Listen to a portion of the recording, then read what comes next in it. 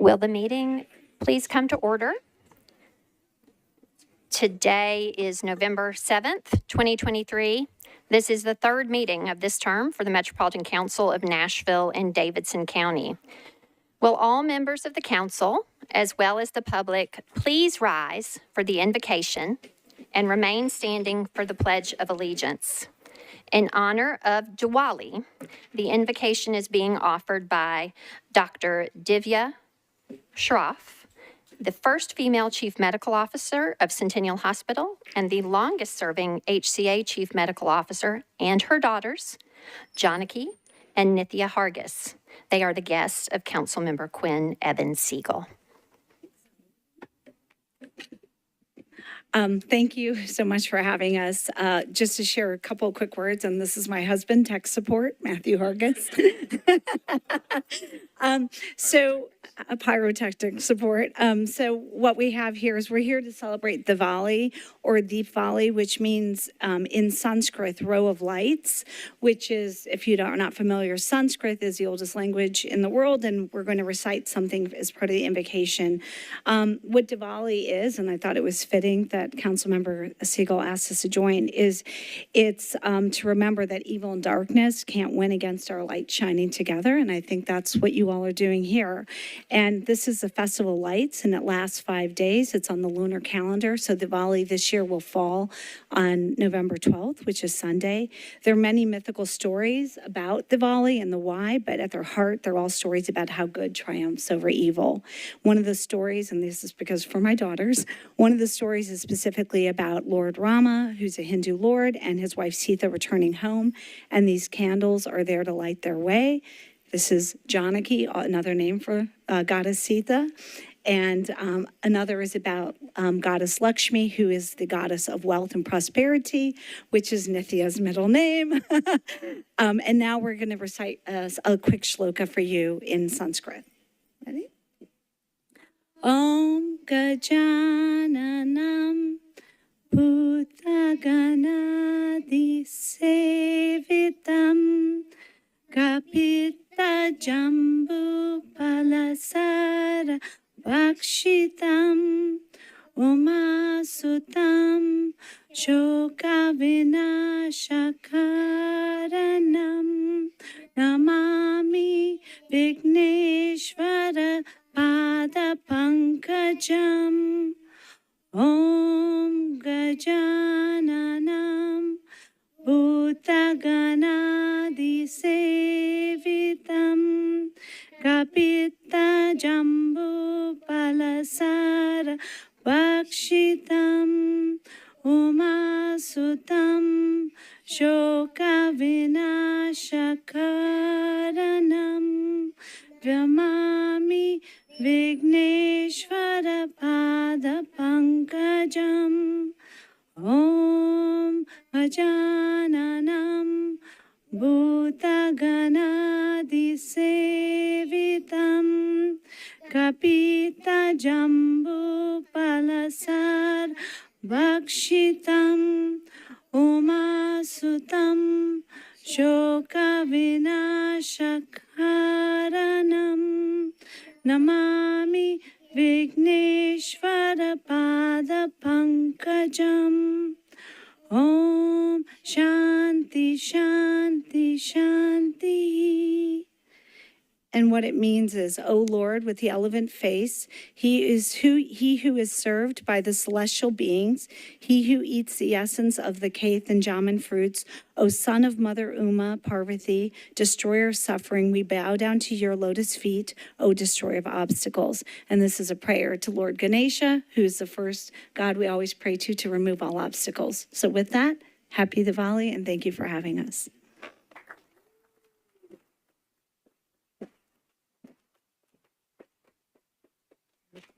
I did bring, because we give sweets, so if I did bring something called jalebi, and if anyone would like, you're welcome to try some. It's fried dough dipped in sugar. That sounds very tasty. If we will, please turn for, and thank you so much for the Pledge of Allegiance.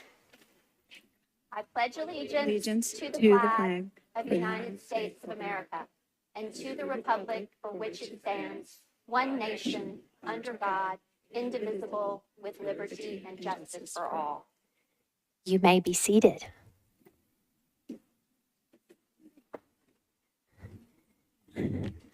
Thank you so much for that lovely invocation. Council members, I just wanted to speak briefly. Our invocations are meant to solemnize these proceedings and turn our hearts and our minds to our work and to how we work together in this chamber and for whom we work here and out in our districts and in the greater Nashville community. We are public servants and we serve all Nashvillians.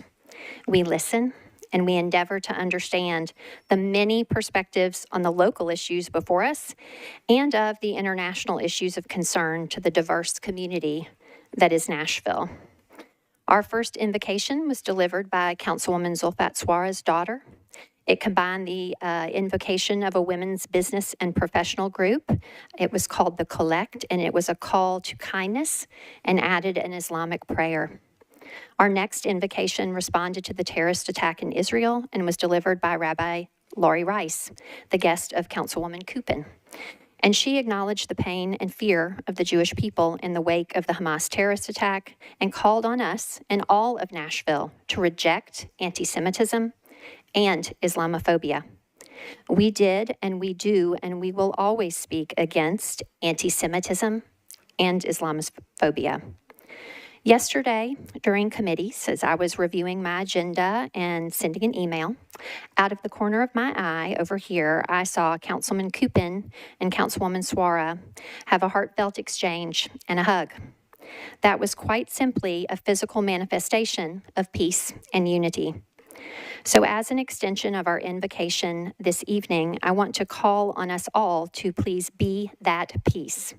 In times of fear, people will understandably retreat to the comfort and solace of like-minded people. That is understandable. But as elected leaders, we have to be in community with all Nashvillians. We are connectors and communicators. For this body, for the Metro Council, I will say that we condemn all forms of terrorism. We repudiate all hateful ideologies. Authoritarians and fascists are trying to undermine our democracy and want us to turn against each other. They fearmonger about Jewish people, Muslim people, brown people, black people, gay people, trans people. This council does not buy those fears, and we will not trade in them, as too many elected officials do. And we will speak up against hate directed towards our fellow Nashvillians. All Nashvillians deserve to feel and be safe. Our mayor, myself, our law enforcement leadership, council members are all engaging with and responding to the concerns of Jewish and Muslim neighbors. We've just heard a lovely invocation in Sanskrit about Diwali, the Hindu festival of light. As our days become shorter and darkness arrives earlier, with the time change and the seasons turn, many faith traditions light the darkness.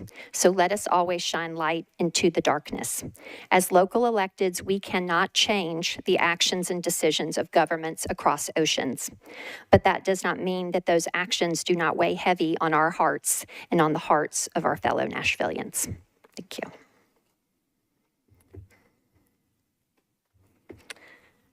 Without objection, we will suspend the calling of the roll and ask the clerk to record the names of the members present throughout the meeting. Is there a motion for the adoption of minutes from the October 17th, 2023 meeting? A second? There is a motion properly seconded. Without objection, the minutes of the meeting are approved. Mr. Clerk, are there any messages from the mayor?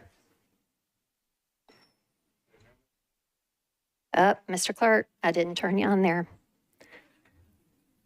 I think I heard you say there are no messages from the mayor. Okay, a few additional announcements. Council offices and most Metro government offices will be closed in honor of Veterans Day. And so I wanted to ask at this time that members of our Veterans Caucus and any members of the public that are veterans themselves or have an immediate family member that is a veteran or active service member in their family to please stand and be recognized.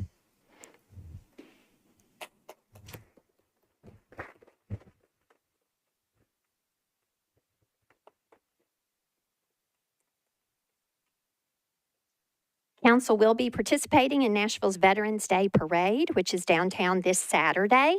So council members, please let Ms. Hayes know ASAP if you will be joining us for the parade. Matthew Wilkinson has sent council members a reminder to submit their capital improvement budget items by November 15th so that the planning department can get going with their portion of the work.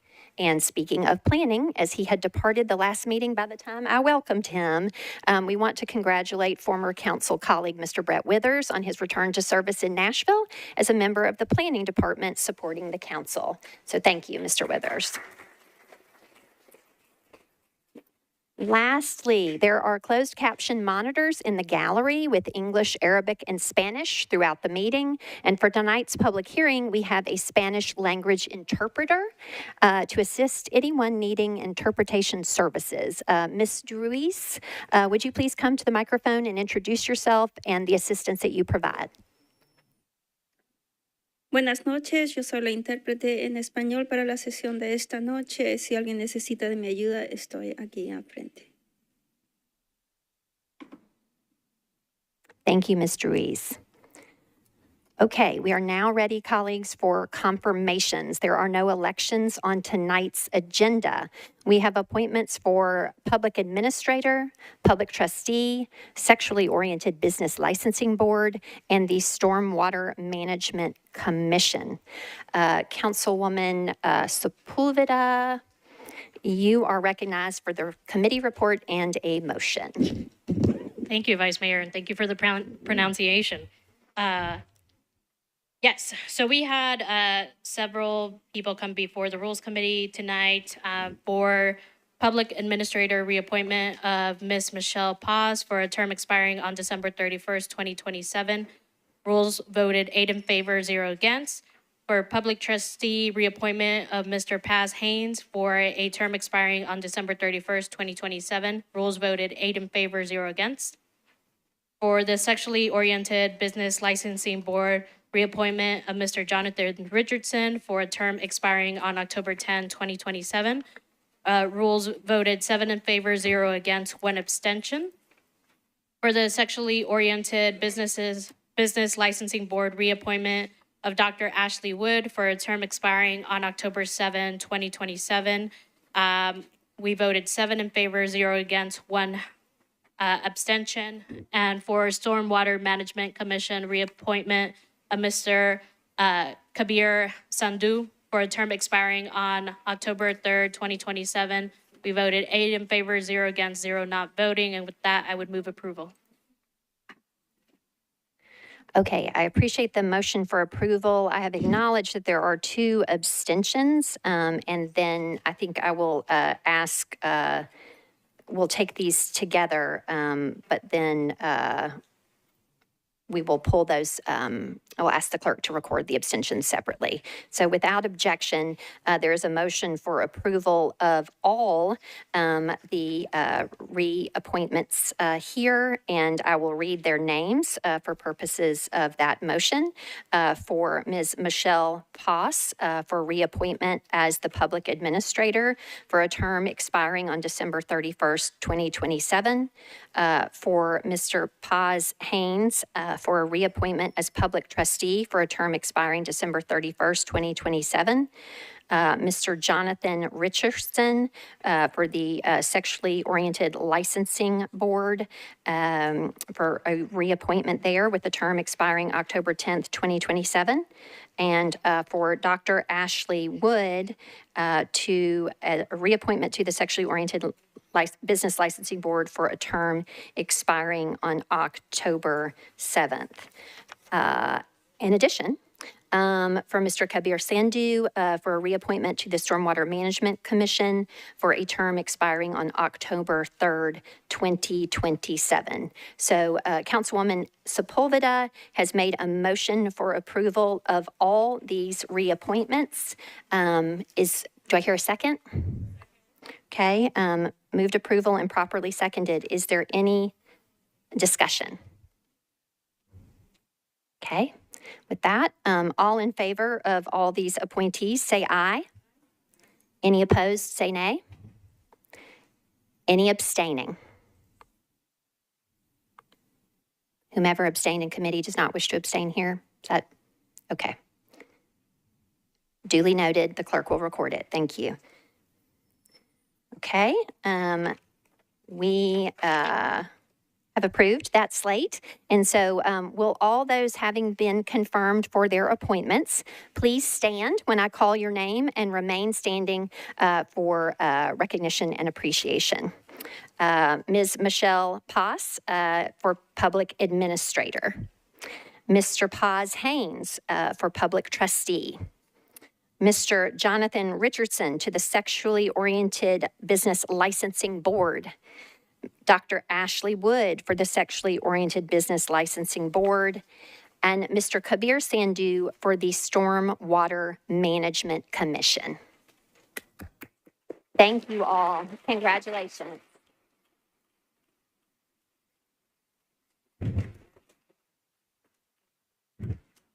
Congratulations on your confirmation, and thank you for your willingness to continue to serve. Council members, we are moving ahead on the agenda. We are ready for vacancy nominations.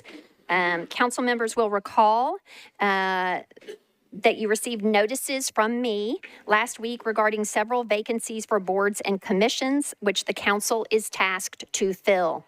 The first item, E6, on your agenda, 23022, we have 2 vacancies for the Health and Education Facilities Board that, pursuant to state law, are to be filled by election of the council. You will nominate members of the Nashville community to fill these positions.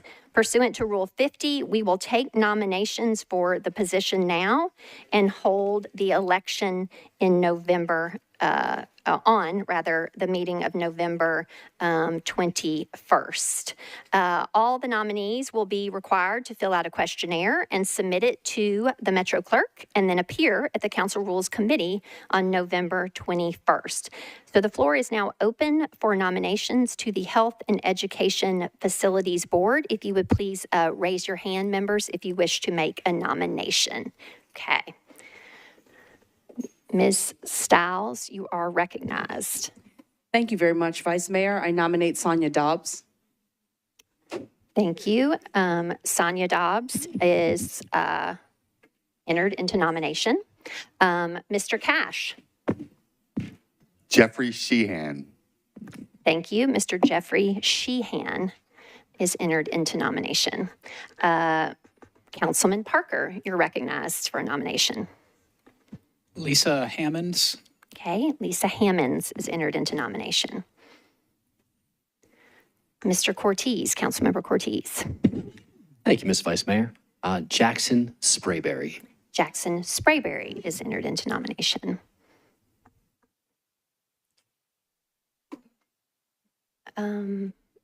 Thank you, sir. Councilman Gregg, you're recognized. Thank you, Vice Mayor. I nominate Tyler Brasher. Okay, Tyler Brasher is entered into nomination.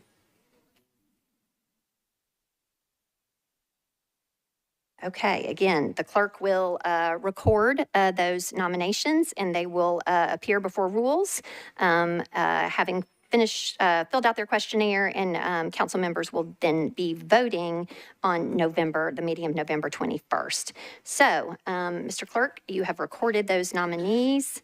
And our next item is 23023, E7 on our agenda. There is one vacancy on the Housing Trust Fund Commission that, by passage of ordinance BL 2022-1528, is to be filled by election of the council.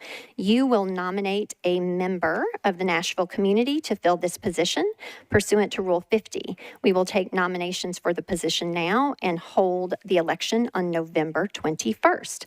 All the nominees will be required to fill out a questionnaire and submit it to the Metro Clerk and then appear at the Council Rules Committee on November 21st.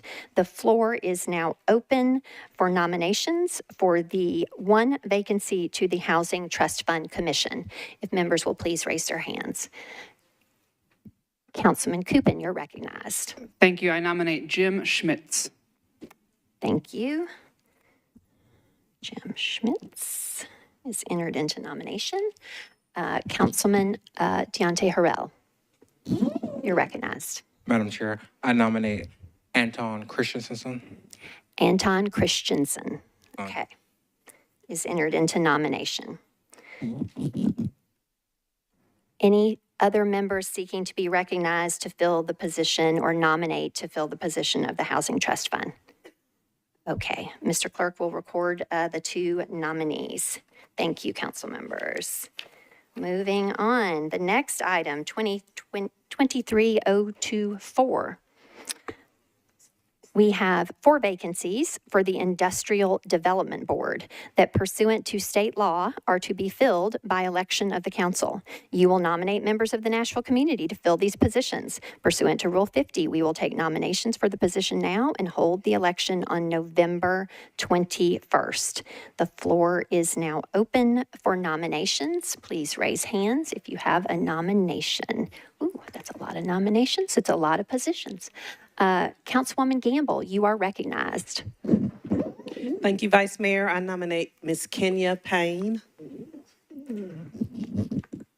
Thank you for the nomination, Ms. Kenya Payne. Let's see, Ms. Toombs, you are recognized.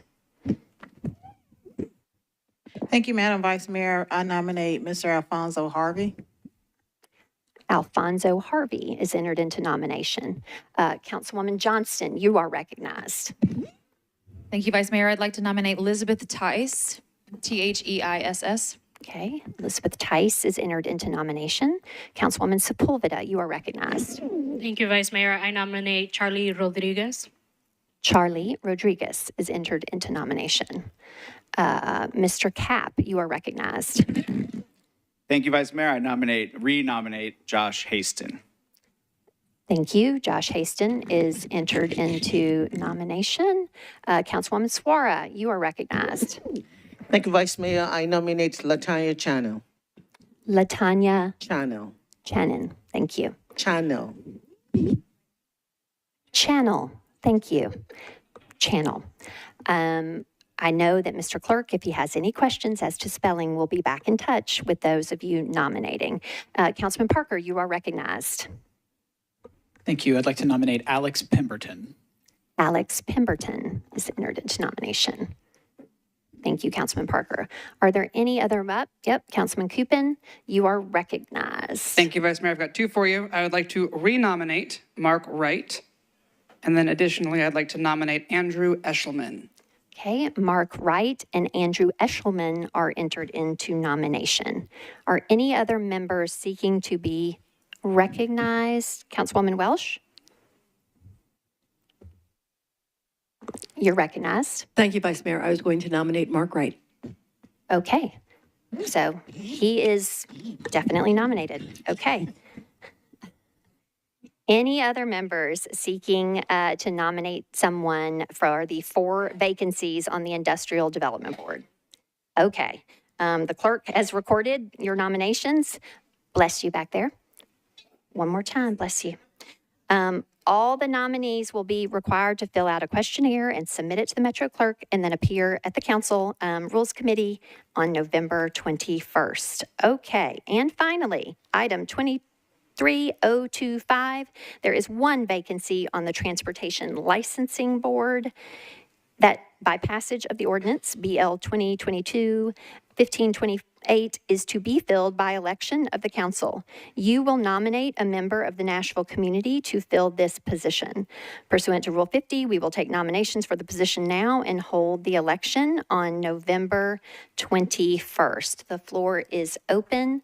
Councilwoman Benedict, you are recognized. Thank you, Vice Mayor. I'd like to nominate Carrie Rogers for reappointment. Thank you. Carrie Rogers is entered into nomination. Councilwoman Stiles, you are recognized. Thank you, Vice Mayor. Ryan Justin Burling. Ryan Justin Burling. Burling. That's Burling. Thank you, ma'am. Mr. Burling is entered into nomination. Any other members seeking to be recognized for a nomination to the Transportation Licensing Board? Not a commission. It can get confusing around here. Okay, all the nominees will be required to fill out a questionnaire and submit it to the Metro Clerk and then appear at the council for the Rules Committee on, wait for it, we all have heard it many times before, November 21st. Okay, thank you, Mr. Clerk, for recording all of those nominations. Again, members, if any clarification is needed, the clerk will be in touch. Okay, moving on to our public comment period.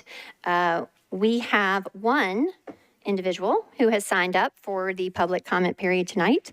Public comment sign up concludes at 6 p.m. in the Metro Clerk's office adjacent to the council chamber.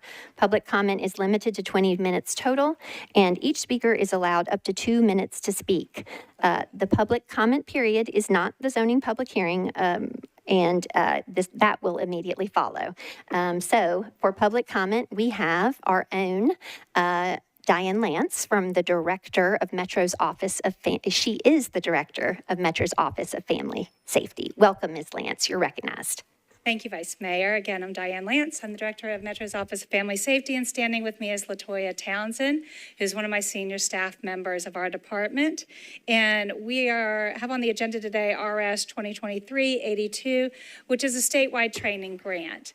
And that grant and that what's on the agenda has really brought to mind what one of our biggest needs are in our department, and wanted to just present it to you all in terms of a capital spending request, and that is for a community training and meeting space in one of the floors of our building. So for those that don't know, the Office of Family Safety focuses on interpersonal violence victim safety, domestic violence, trafficking, sexual assault, child abuse, and elder abuse. It is a one-stop shop model where we work with many other Metro departments co-located, as well as our nonprofit partners. So on your desk, each of you should have a purple folder, which has in it our annual report, as well as some issues that we're having with the space in the building. When the Family Safety Center was built out on Murfreesboro Road, it was third floor was built that was shelled out to make a training space in the future, and that space has come due and is deeply needed by us and our partners.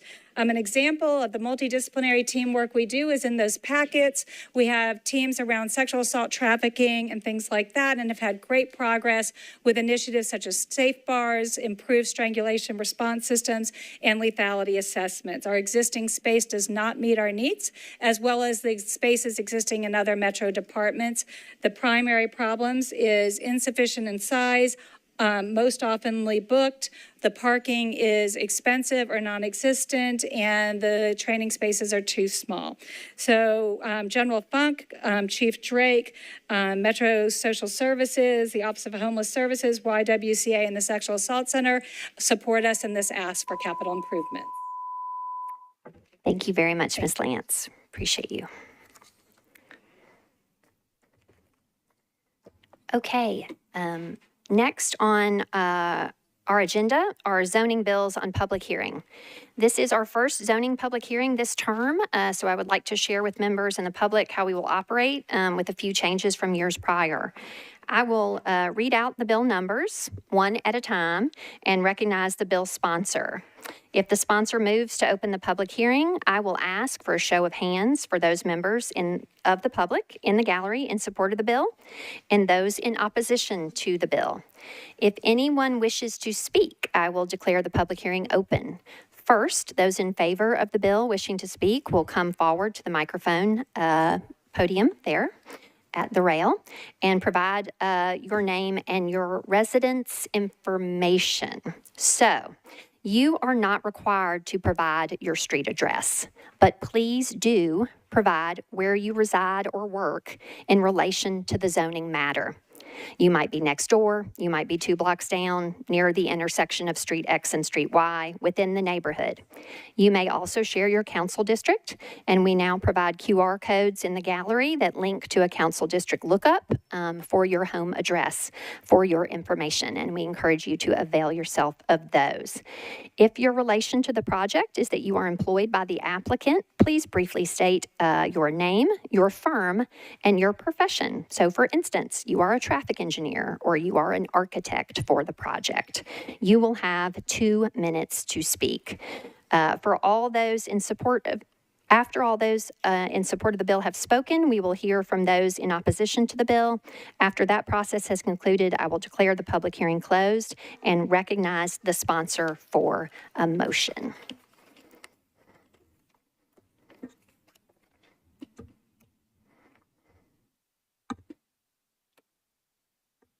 Okay.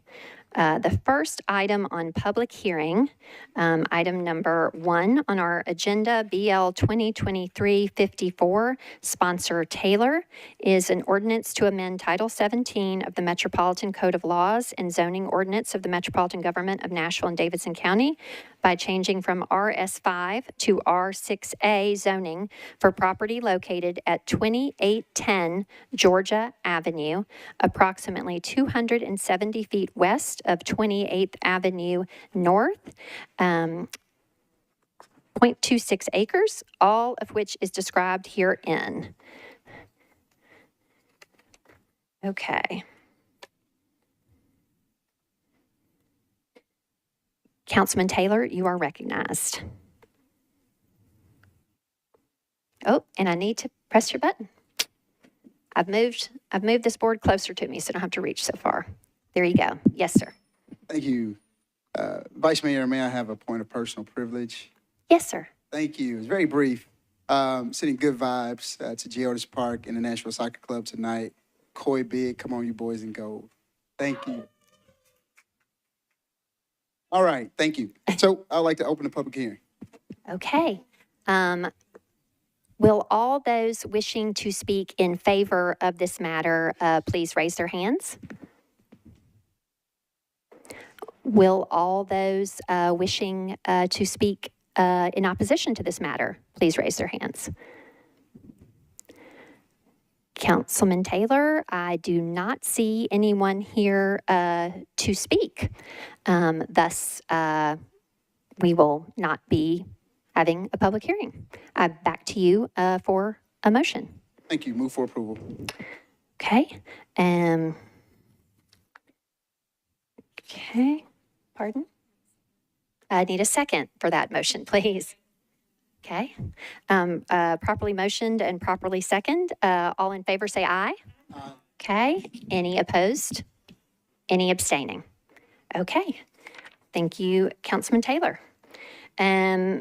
Item number 2 for zoning public hearing, BL 2023-55, an ordinance to amend Title 17 of the Metropolitan Code of Laws and the zoning ordinance of the Metropolitan Government of Nashville and Davidson County by changing from RS 7.5 to R8A zoning for property located at 424 McClellan Avenue, approximately 620 feet east of Meade Avenue, 0.21 acres, all of which is described herein.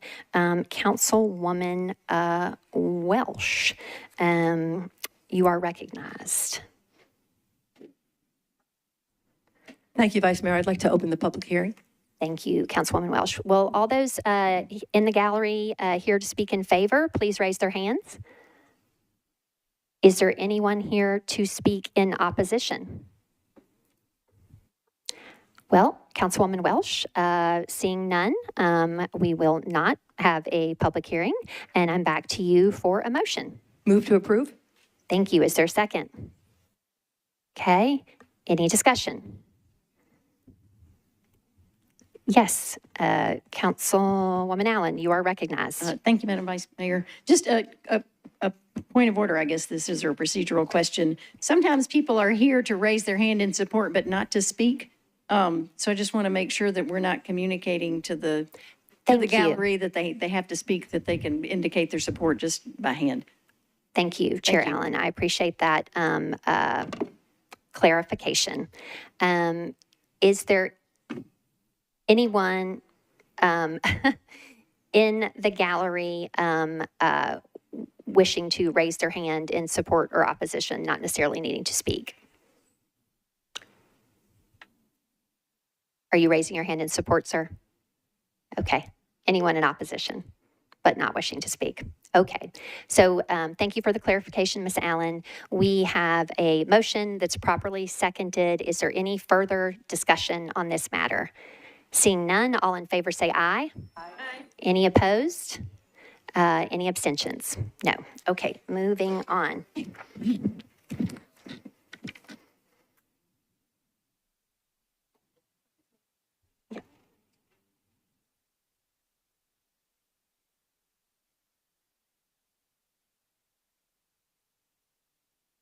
Okay. Okay. Should we?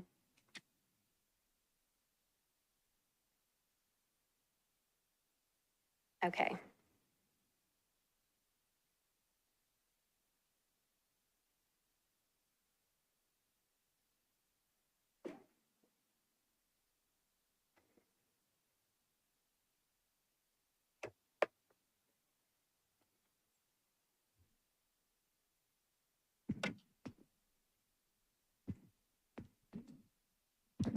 So open and then. Okay. Okay, thank you, members. Appreciate your patience. This is our first time to do this public hearing. Okay, so we are now moving on to item 3, BL 2023-60.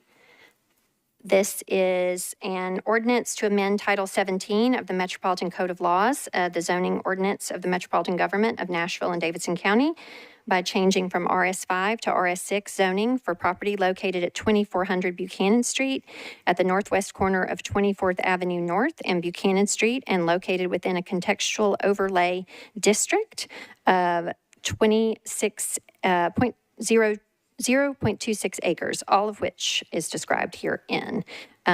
Councilman Taylor, you are recognized. Thank you, Madam President. I would like to open the public hearing. Thank you. Okay. I'm hearing from the planning desk, Councilman Taylor, that this is going to be deferred by rule, I guess, related to notice. Notices? No notices? Thank you. I'm going to recognize the planning table just to confirm that. That's correct. Notices were not properly returned, so this one will need to be deferred. Okay. So Councilman Taylor, will you please then move a deferral? Do we need to legislatively do that? Is it deferred by rule? You need to Okay. you need to move to defer. Move for a two meeting deferral. Okay.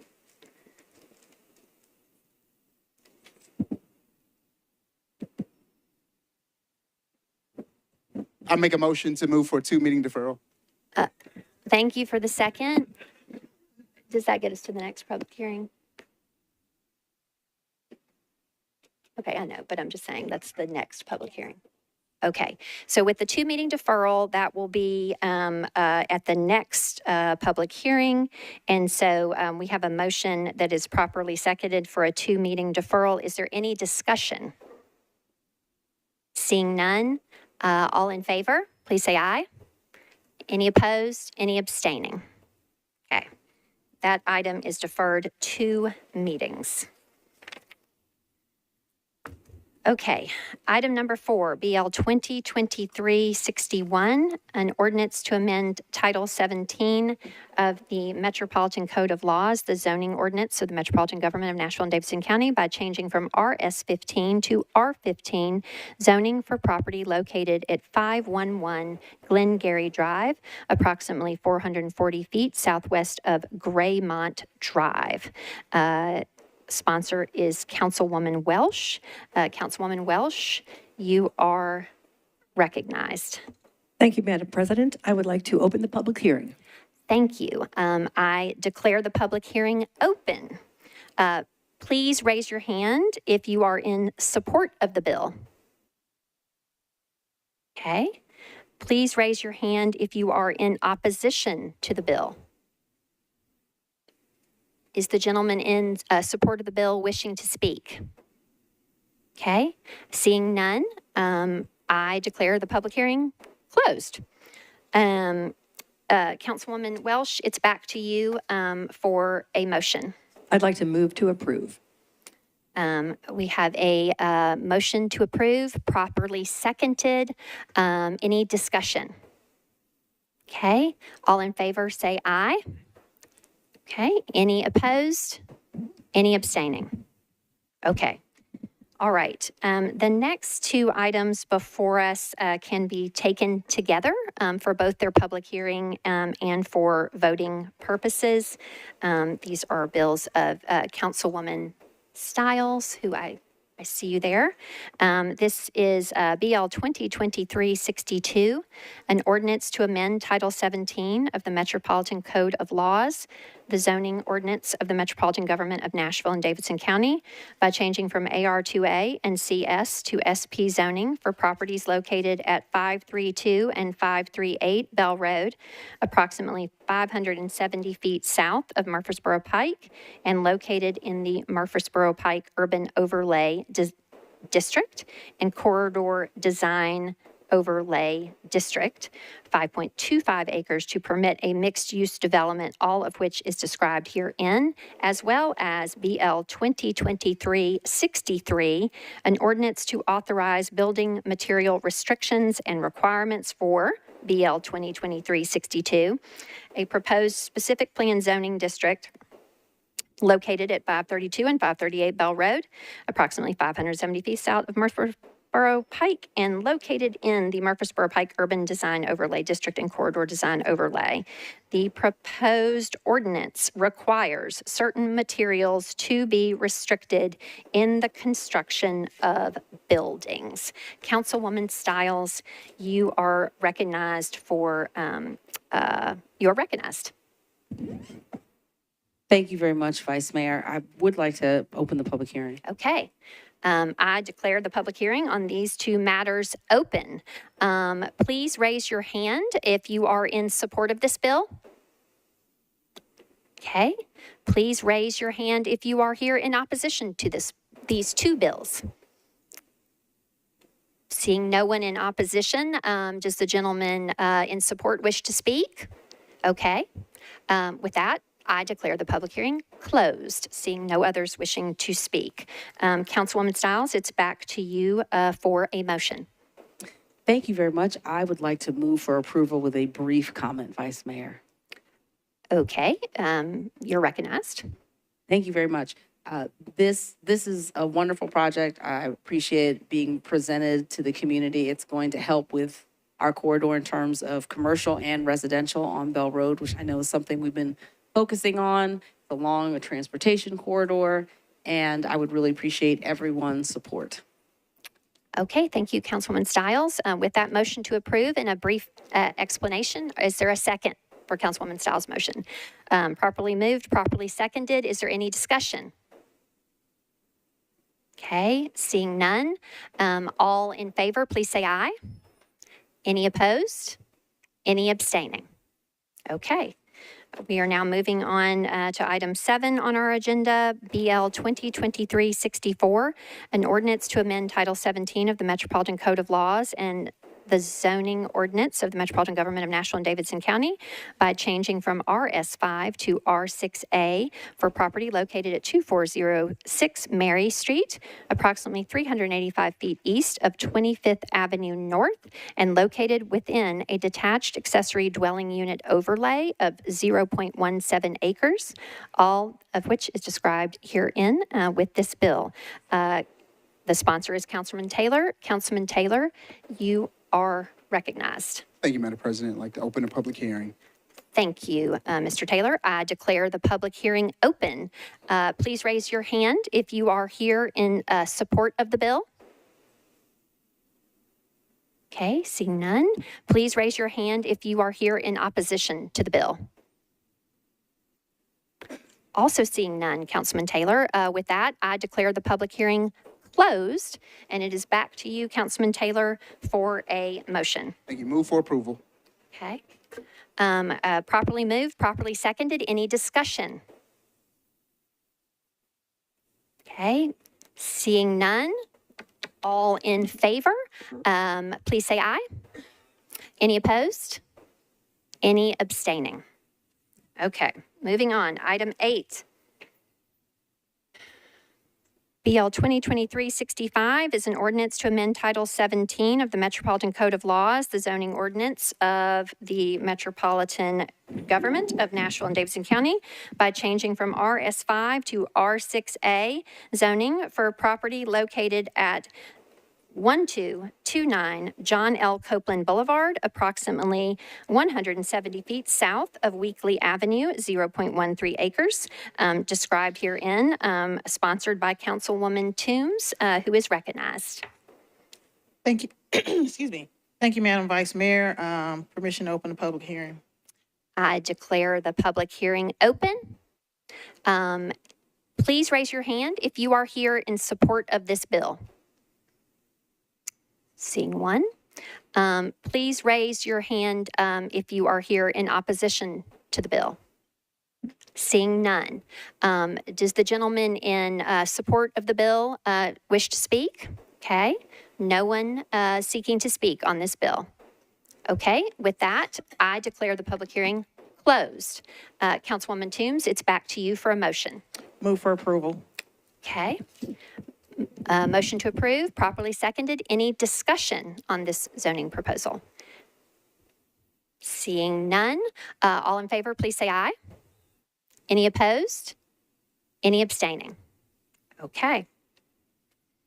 Item 9, an ordinance to amend Title 17 of the Metropolitan Code of Laws and the zoning ordinance of the Metropolitan Government of Nashville and Davidson County by changing from IR to MULA zoning for property located at 5300 Centennial Boulevard, approximately 700 feet northwest of 51st Avenue North, 3.42 acres. Sponsor Councilman Horton. Councilman Horton, you are recognized, sir. Thank you, Madam President. I'd like to open the public hearing. Okay, I declare the public hearing open. Will all those here in support of the bill please raise your hands? Okay, thank you. All those here in opposition to the bill, please raise your hand. Seeing no opposition, Councilman Horton, do any of those here in support wish to speak? Anyone seeking to be recognized? Okay. Okay.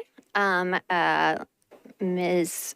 Williams, the public podium, you have the floor speaking in support of this bill. I'm going to be really quick. Nicole Williams, I live in the Nations.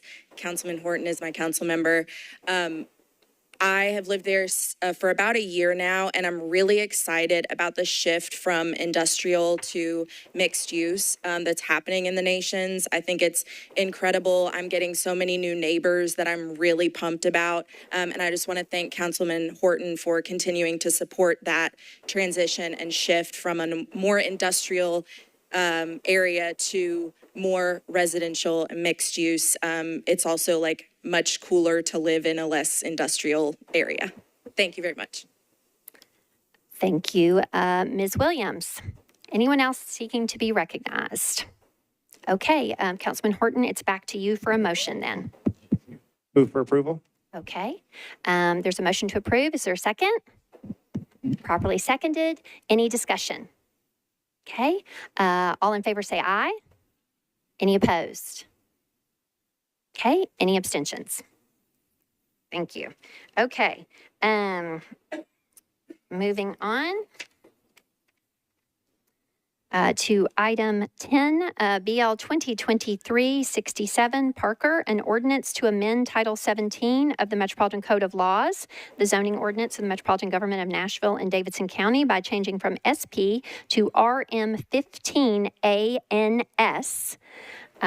Zoning for properties located at 501 Cleveland Street and 895 North 5th Street at the northeast corner of North 5th Street and Cleveland Street, 0.28 acres. Councilman Parker, you are recognized. Thank you, Vice Mayor. I would like to open the public hearing. Okay, I declare the public hearing open. Will all those wishing to speak in support of the bill, or who are in support of the bill, rather, not wishing necessarily to speak, but please raise your hand if you are in support of the bill. Okay, thank you, sir. Please raise your hand if you are in opposition to the bill. Seeing no opposition, does the gentleman in support of the bill wish to speak? Okay, seeing you say that you do not wish to speak, and seeing no one else seeking to be recognized from the gallery, I declare the public hearing closed. Councilman Parker, it's back to you for a motion. Thank you, Vice Mayor. I would like to move approval. Okay, do I hear a second? Okay, properly motioned, properly seconded. All in favor, say aye. Aye. Any opposed? Any abstaining? Okay.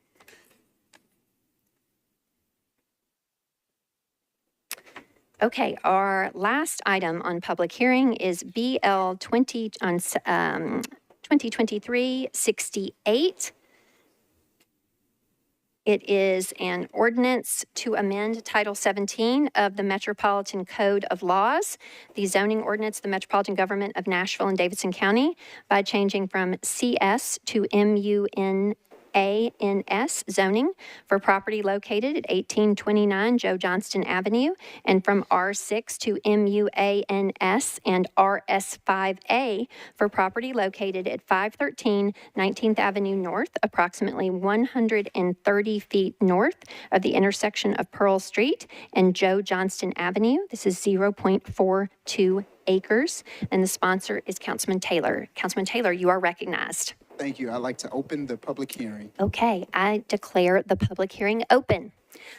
Please raise your hand if you are here in support of the bill. Thank you, sir. Please raise your hand if you are here in opposition to the bill. Seeing no one here in opposition, does the gentleman in support of the bill wish to speak? He is saying that he does not. So Councilman Taylor, with that, seeing no one else seeking to be recognized on this bill, I declare the public hearing closed, and it is back to you for a motion on your bill. Thank you. Move for approval. Okay. Second? Okay, properly moved, properly seconded. All in favor say aye. Any opposed? Any abstaining? Okay. All bills on public hearing have been addressed and passed, with the exception of item number 3, which was deferred to meetings. Okay, with that, we are moving on to our consent agenda resolutions.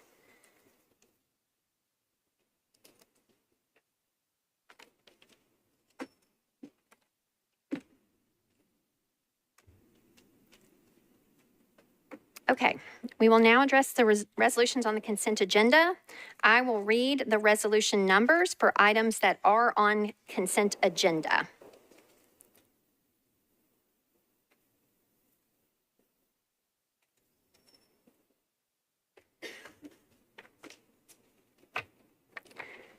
Okay, and then after I have read these, you can let me know if there's anything that needs to come off the consent agenda.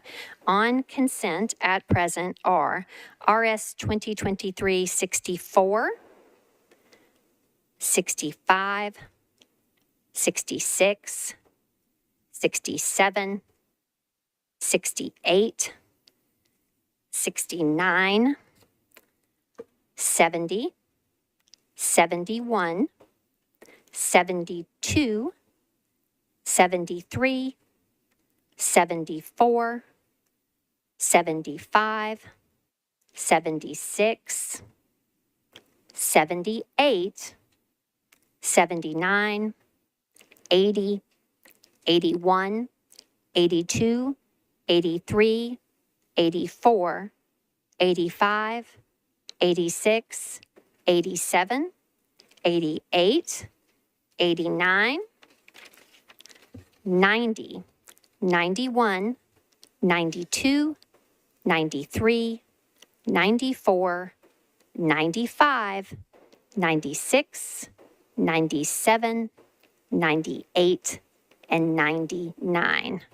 I have now read all the resolution numbers for items proposed to be on consent. Are there any items that need to be removed from consent? Councilwoman Allen, you are recognized. Thank you, Madam Vice Mayor. RS 2023-97. Okay.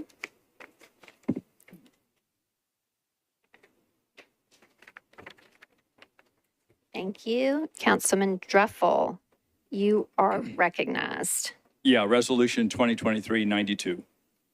Okay.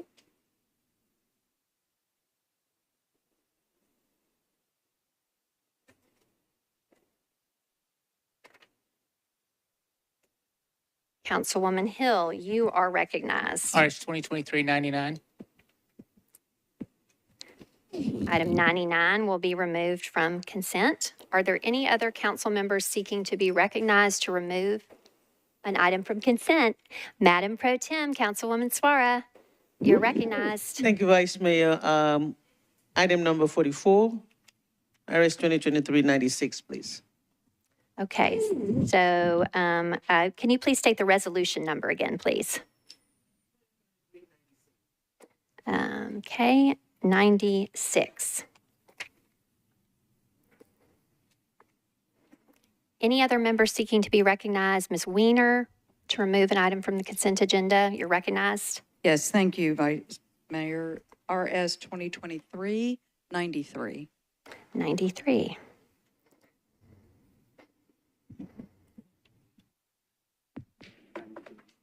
Anyone else seeking to be recognized to remove an item from the consent agenda? Okay. The items that have been requested to be removed from the consent agenda are resolutions 2023-92, RS 2023-93, RS 2023-96, RS 2023-97, and RS 2023-99 will be removed from consent. Okay, if there are no more items to be removed consent, I will read the captions for the items remaining on the consent agenda.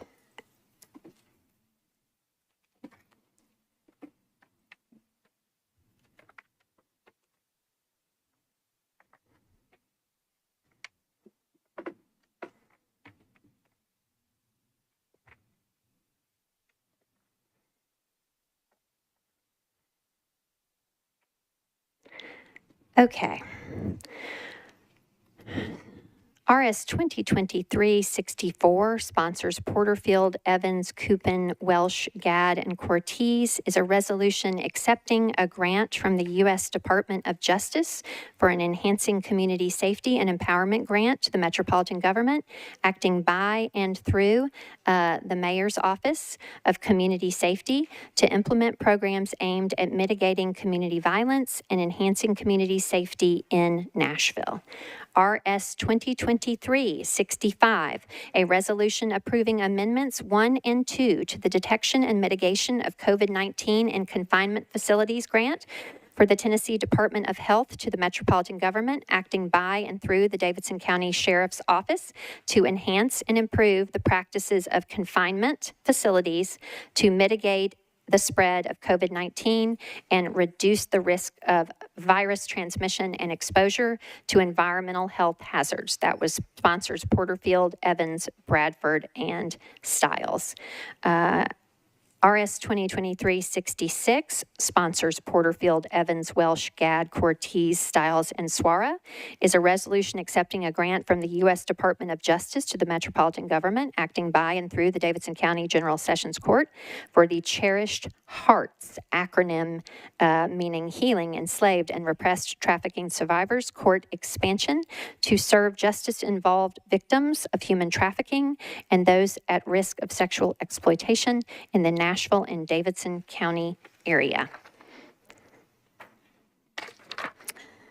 RS 2023-67 sponsors Porterfield, Evans, Welsh, Gadd, and Suara. A resolution approving Amendment 1 to the Community-Based Treatment Services for Offenders grant from the Tennessee Department of Correction to the Metropolitan Government, acting by and through the state trial courts to divert eligible offenders from the Tennessee prison system by providing community supervision and treatment services. RS 2023-68, sponsor Sepulveda, a resolution approving the election of certain notaries public for Davidson County. RS 2023-69, sponsor Bradford and Evans, is a resolution approving an intergovernmental agreement between the Metropolitan Government of Nashville and Davidson County, the Electric Power Board of the Metropolitan Government of Nashville and Davidson County, and the Williamson County Joint Communications Network Authority to grant access to each other's networks to improve emergency response services. RS 2023-70, sponsors Porterfield, Evans, Coupin, Welsh, Gadd, and Swara, is a resolution to approve Amendment 1 and appropriate additional grant funds from the Tennessee Housing Development Agency to the Metropolitan Government, acting by and through the Metropolitan Action Commission for Low-Income Home Energy Assistant Program, LIHEAP, services to assist families with energy costs. RS 2023-71, sponsors Porterfield, Gamble, Prep T, Coupin, Allen, Welsh, Gadd, Swara, and Parker. A resolution to approve the First Amendment to a grant contract for constructing affordable housing approved by RS 2023-2251 between the Metropolitan Government of Nashville and Davidson County, acting by and through the Metropolitan Housing Trust Fund Commission and the Urban League of Tennessee. RS 2023-72, sponsor Porterfield, a resolution approving a contract between the Metropolitan Government of Nashville and Davidson County and Johnson Control, Inc. to provide installation, upgrades, repairs, maintenance, service, support, and programming of the P2000 access control system and the Pelco video system, and supporting systems for the Metropolitan Government of Nashville and Davidson County. RS 2023-73, sponsor Porterfield, a resolution authorizing the Metropolitan Department of Law to compromise and settle the personal injury claim of Gloria Sawyers against the Metropolitan Government of Nashville and Davidson County for $40,000, with said amount paid out of the self-insured liability fund. RS 2023-74, a resolution accepting sponsor Porterfield, Evans, and Prep T, a resolution accepting an Emergency Management Performance Grant, EMPG, from the Tennessee Emergency Management Agency to the Metropolitan Government, acting by and through the Office of Emergency Management to subsidize the Emergency Management Program. Next, RS 2023-75, sponsors Porterfield, Evans, Allen, Welsh, Gadd, and Swara, a resolution approving Amendment 2 to an opioid overdose reduction program grant with the U.S. Department of Justice, Office of Justice Programs, to the Metropolitan Government, acting by and through the Metropolitan Board of Health to address prescription drug and opioid misuse, save lives, and reduce crime through a comprehensive and collaborative approach. RS 2023-76, a resolution accepting an in-kind grant from the Friends of Fort Nashboro to the Metropolitan Government, acting by and through the Metropolitan Board of Parks and Recreation to fund the purchase and installation of new signage at Fort Nashboro. Sponsors are Coupin, Porterfield, Stiles, Allen, Welsh, and Bradford. Let's see. Okay, skipping ahead to RS 2023-78. Sponsors Gadd, Porterfield, Stiles, Allen, and Welsh, a resolution accepting an in-kind grant from the Friends of McCabe Park in partnership with the Nashville Parks Foundation to the Metropolitan Government, acting by and through the Metropolitan Board of Parks and Recreation to provide funding for renovation and expansion of the playground, landscaping, and equipment upgrades at the McCabe Park Community Center. RS 2023-79. A resolution sponsors Cash, Porterfield, Stiles, and Welsh. A resolution accepting an in-kind grant from the Friends of Sevier Park to the Metropolitan Government, acting by and through the Metropolitan Board of Parks and Recreation to install a new bi-level water fountain and bottle filler at the Sevier Park Community Center.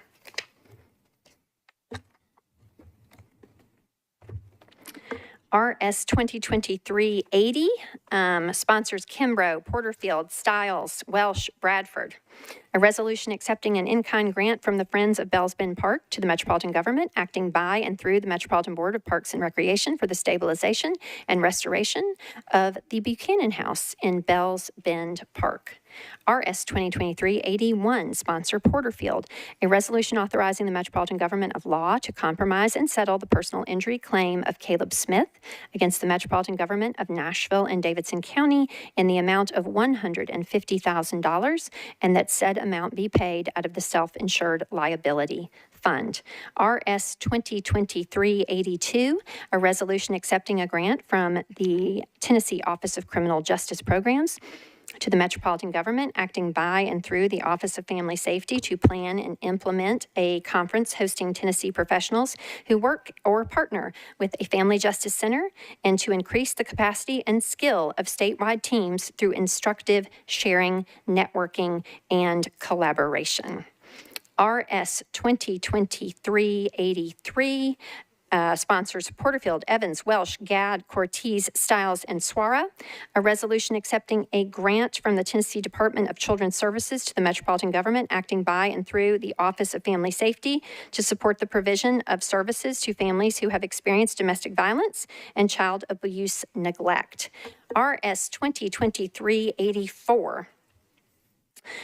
Sponsors Porterfield and Evans, a resolution approving a contract between the Metropolitan Government of Nashville and Davidson County and AB SciEx LLC to provide toxicology unit instrumentation equipment, service, and maintenance.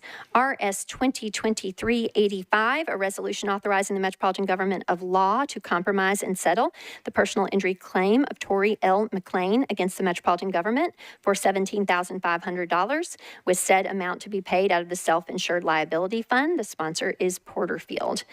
RS 2023-86, sponsor Porterfield, a resolution authorizing the Metropolitan Department of Law to compromise and settle the property damage claim of Nafeth Abdrabu against the Metropolitan Government for $32,043.81. With said amount being paid out of the self-insured liability fund, sponsor Porterfield.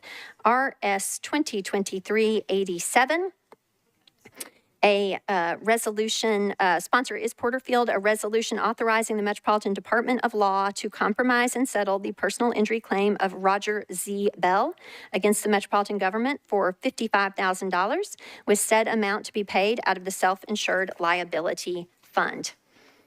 RS 2023-88, a resolution approving Amendment 2 to an intergovernmental agreement between State of Tennessee Department of Transportation, TDOT, and the Metropolitan Government of Nashville and Davidson County, acting by and through the Nashville Department of Transportation and Multimodal Infrastructure, NDOT, for the acceptance of work in connection with the construction of a complete street project on Gallatin Pike from Alta Loma Road to Liberty Lane. Sponsors are Webb, Porterfield, Gamble, Parker, and Welsh. RS 2023-89, a resolution approving with sponsors Welsh, Porterfield, Gamble, Parker, and Stiles, a resolution approving a project modification to an agreement between the Metropolitan Government of Nashville and Davidson County and the United States Department of Army to add 2 parcels related to the acquisition and removal of flood-prone properties in the Mill Creek, Sorghum Branch, and Whittemore Branch watersheds. RS 2023-90, sponsors Johnston, Sepulveda, Porterfield, Gamble, Parker, and Welsh, is a resolution approving a project modification to an agreement between the Metropolitan Government of Nashville and Davidson County and the United States Department of the Army to add 3 parcels related to the acquisition and removal of flood-prone properties in the 7 Mile Creek watersheds. RS 2023-91, sponsor Porterfield, is a resolution authorizing the Metropolitan Department of Law to compromise and settle the property damage claim of Marlene Brown against the Metropolitan Government of Nashville and Davidson County in the amount of $12,949.78, with said amount to be paid out of the self-insured liability fund. Next two items are not on consent, and so the next consent item on the consent agenda is RS 2023-94, sponsor Bradford, a resolution recognizing the Nashville Irish Music School and their accomplishments. Let's see. 94, 95, RS 2023-95, a resolution recognizing the 150th anniversary of Westminster Presbyterian Church, sponsor Councilwoman Gadd. Let's see. Consent. Okay, the last item on the consent agenda is RS 2023-98. Sponsors Hancock, Hill, Druffel, and Rutherford. A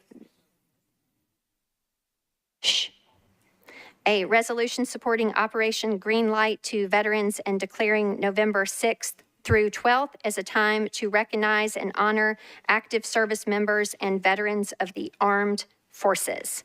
Okay. Colleagues, that concludes the reading of all the captions of the bills that are on the consent agenda.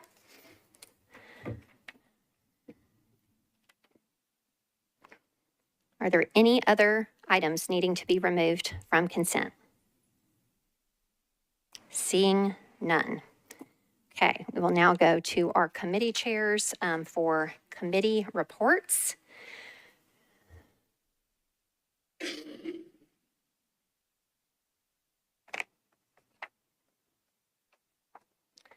Councilwoman Porterfield, you are recognized. Thank you, Madam President. Budget and Finance considered RS 2023 items 64 through 67, 70 through 76, and 78 through 91. All passed, 14 in favor, 0 against, and 0 abstaining. Okay. Thank you, Councilwoman Porterfield. Councilman Bradford, you are recognized for the report of the Government Operations and Regulations Committee. Thank you, Vice Mayor. Government Ops, we had RS 2023-69. We voted 8 in favor, 1 non-voting to approve. Okay. 8 in favor, 1 non-voting.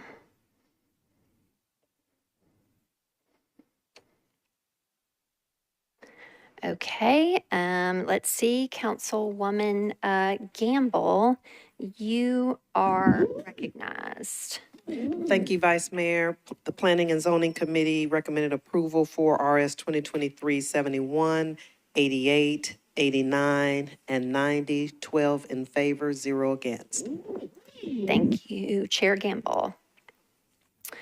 Let's see, Chair Stiles, you are recognized for the report of the Public Facilities, Arts, and Culture Committee for the items on the consent agenda. Thank you very much, Vice Mayor. Arts and Culture approved RS 23-76, RS 2023-77, 78, 79, and 80. 8 in favor, 0 against. Thank you, Councilwoman Stiles, Chair Stiles. Next is Councilwoman Evans. You are recognized as chair for the report of the Public Health and Safety Committee for items on the consent agenda. Thank you, Vice Mayor. We considered items number RS 2023-64, 65, 66, 67, 69, 70, 74, 75, 82, 83, and we voted in favor, 9 in favor, 0 against, 0 abstentions. And then for item number RS 2023-84, we had a vote in favor, 10 in favor, 0 against, 0 abstentions. Thank you, Chair Evans. Okay, Councilwoman Sepulveda, I'm going to go to you next, and then I'll come to you, Councilman Parker.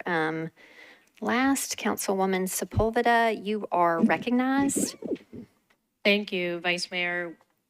Rules considered RS 2023-68, 94, 95, and 98. 7 in favor, 0 against.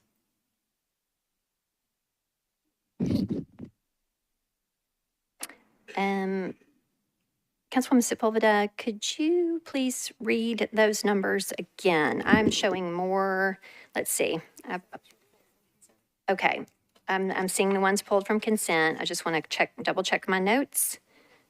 RS 2023-68. Okay. 94, 95, 98. That's it. I appreciate that. Thank you for the clarification. Thank you. Okay, Mr.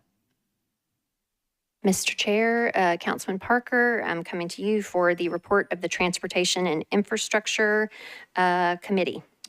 Thank you, Vice Mayor. We considered RS 2023-88, 89, and 90. And on all three, we recommended in favor 11 and 0 against. Okay, and Chair Parker, might you then make a motion, please, for the consent agenda? I will move the consent agenda. Okay, properly seconded. Okay, there is a motion to approve the consent agenda for resolutions, properly seconded. Any discussion? Seeing none, all in favor say aye. Any opposed? Any abstaining? Okay. All right, you adopt the items on the consent agenda. The motion for approval passes.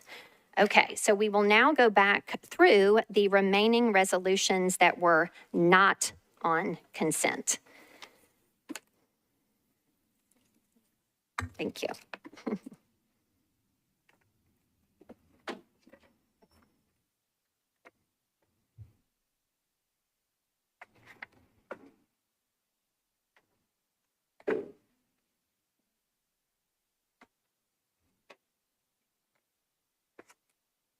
Okay. The first item not on consent, so now we were on our regular remaining resolutions, is agenda item 25, RS 2023-77, sponsors Porterfield, Ewing, Stiles, Coupin, Allen, Welsh, Bradford, and Gadd. This is a resolution accepting an in-kind grant from the Friends of Warner Parks to be the Metropolitan government acting by and through the Metropolitan Board of Parks and Recreation to provide funding for the purchase and installation of a Metropolitan Historical Commission marker for the 1811 house in Percy Warner Park. Councilwoman Porterfield, Chair Porterfield, for Budget and Finance, you are recognized. Thank you, Madam President. Budget and Finance considered this item and voted 14 in favor, 0 against, 0 abstaining for a 1 meeting deferral. Okay. 1 meeting deferral.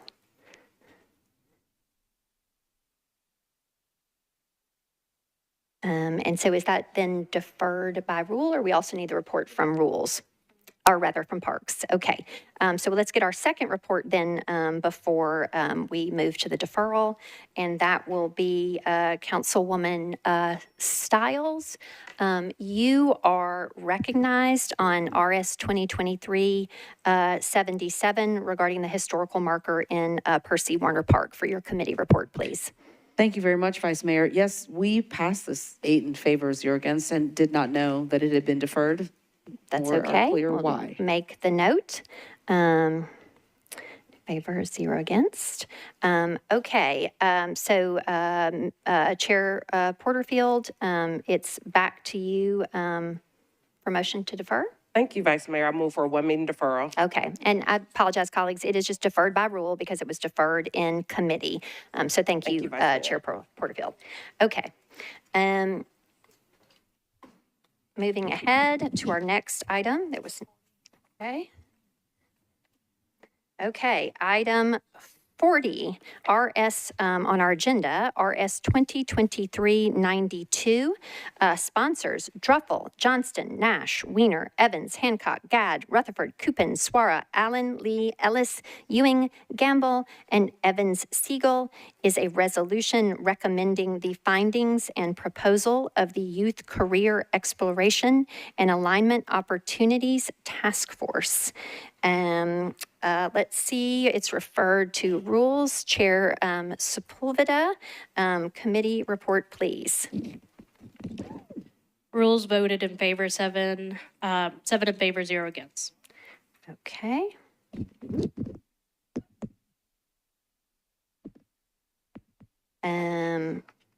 Okay, so let's see. I'm going to recognize the lead sponsor for the bill, Councilman Druffel. I asked for your committee report, sir. I'm sorry, but we've got it. And so let's see. Then I guess I'm going to go to you then, sir, with the committee report in from Councilwoman Sepulveda to make a motion on this resolution.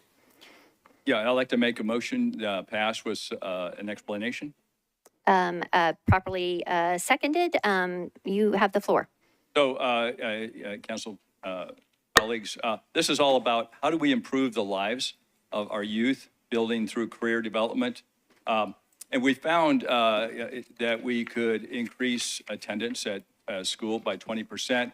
We could decrease youth justice by 20% by using summer programming. We spent a year studying this, so I really wanted to highlight some of this. There's a group of 30 of us that spent bi-monthly meetings, so we spent a couple thousand hours. We had a pile of research that high. I measured it. And the reality is there's opportunities to take our youth to the next level through career development, but it's going to take some work. We had, in our task force, we had the chamber, industry leaders, college leaders, TCAT, Mayor's Youth Task Force, professor, consultants. We had 30 of us with 5 committees focused on the best practices in the country. We studied 7 different cities. We studied all research policy on youth development, and we built what we think are 5 recommendations. And those 5 recommendations, I won't get into all of that, but they are the best recommendations that will make a difference for our youth. So this is not only a resolution, but I've submitted this to the mayor for his consideration to take a look at this, because this will make real results in the communities where it's needed the most. Tremendous change. The task force included solutions in governance, partnership, holistic skill development. We knew we needed job skill improvement, but we also looked at holistic skill development, personal financial management, health, et cetera. We added a 5th committee halfway through. We recognized, as we called a couple cities, they didn't look at the highest at-risk youth. And we said, why not? And they said, it's too hard. And then Lonell Matthews was our chair of that committee and did an incredible job to go back and look at what do we do? And so at-risk includes ESL, English second language learners, emotional social learning. What are the most difficult barriers to get them to the next level so that we can actually talk to them and bridge them into learning and development. And we came up with some solutions. We found a solution in Denver on ESL. We found solutions as we studied places around the country, and we came up with what we think are bridge solutions for some of the best stuff. So I will end there. We did a great job. I'd like to acknowledge a couple of people. Anna, the director of NASA, and Ellen Zinkowicz at Belmont, both gave us incredible institutional knowledge. But thank you for your support on this. I think it was going to go a long way, so make a big difference for a lot of our at-risk youth and youth for their careers in the future. Thank you. Ms. Mady. Thank you, Councilman Druffel. I appreciate your work on that very much. There is a proper motion and a second. Councilman Druffel has explained this good work to you. Is there any discussion? Okay, seeing none. Let's see. We already got the committee report from Ms. Sepulveda ahead of you, Mr. Druffel. So all those in favor say aye. Any opposed? Any abstaining? Okay, motion passes. Can we have the Murphy rule? Yes, sir, we can do that. Thank you.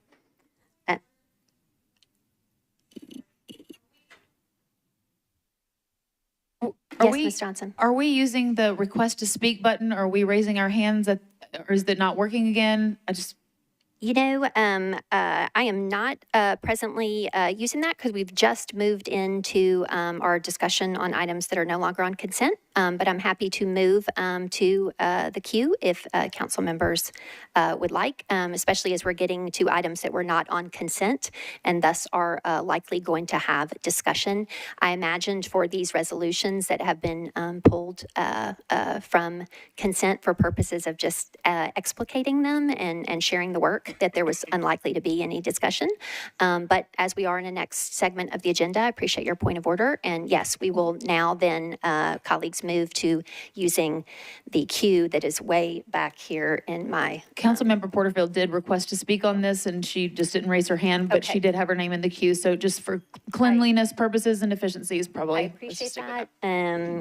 So I do not see anyone in the queue on the resolution, on this resolution.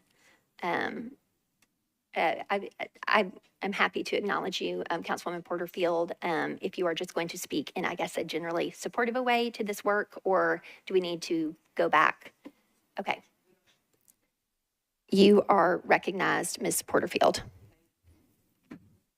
Thank you, Vice Mayor. Thank you, Councilmember Johnston. I appreciate that.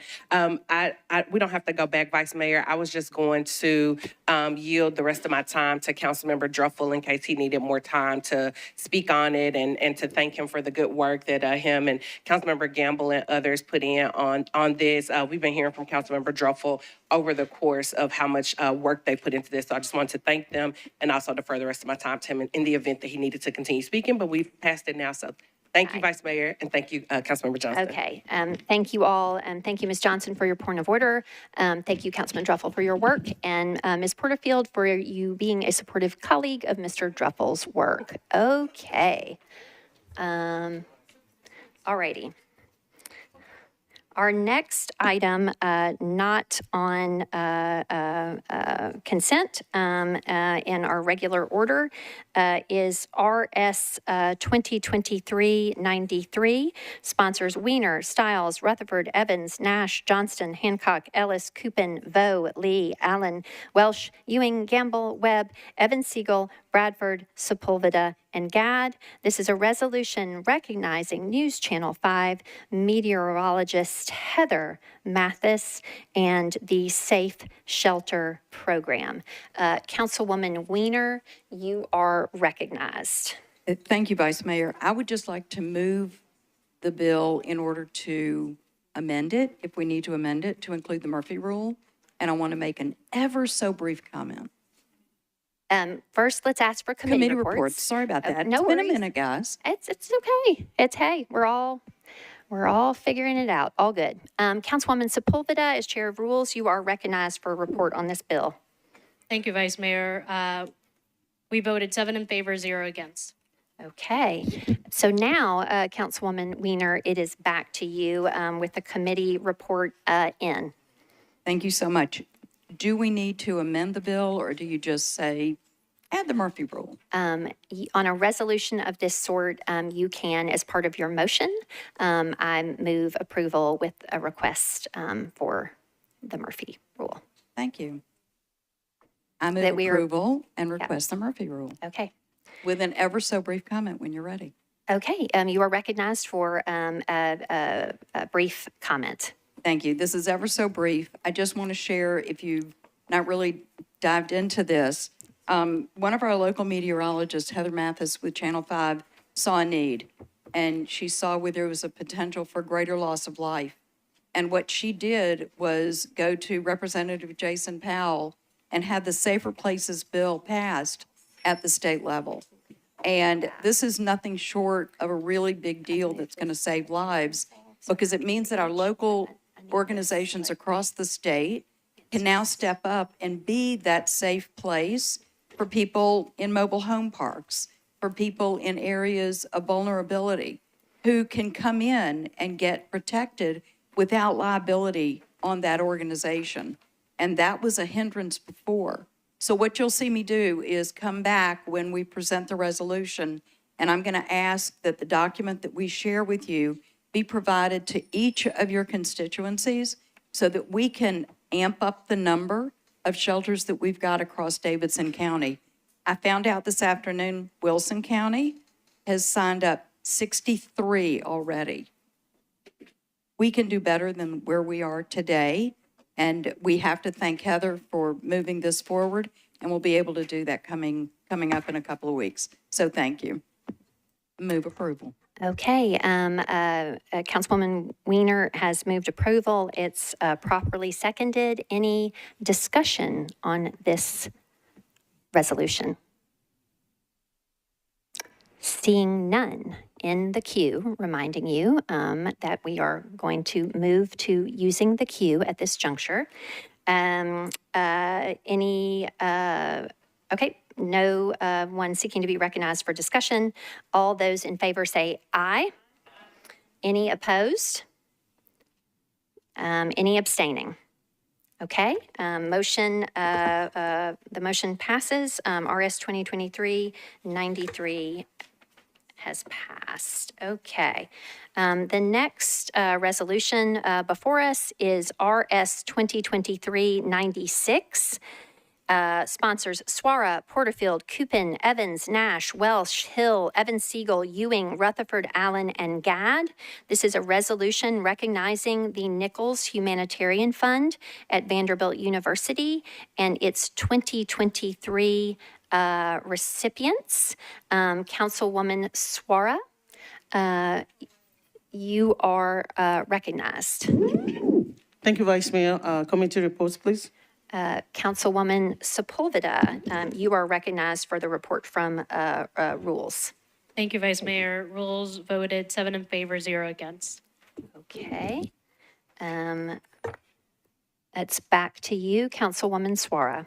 Thank you, Vice Mayor. I'd like to move for approval with a brief comment. Is there a second? Okay, properly moved, properly second. You have the floor. Thank you. A couple of weeks ago, I was invited to keynote the showcase for this project.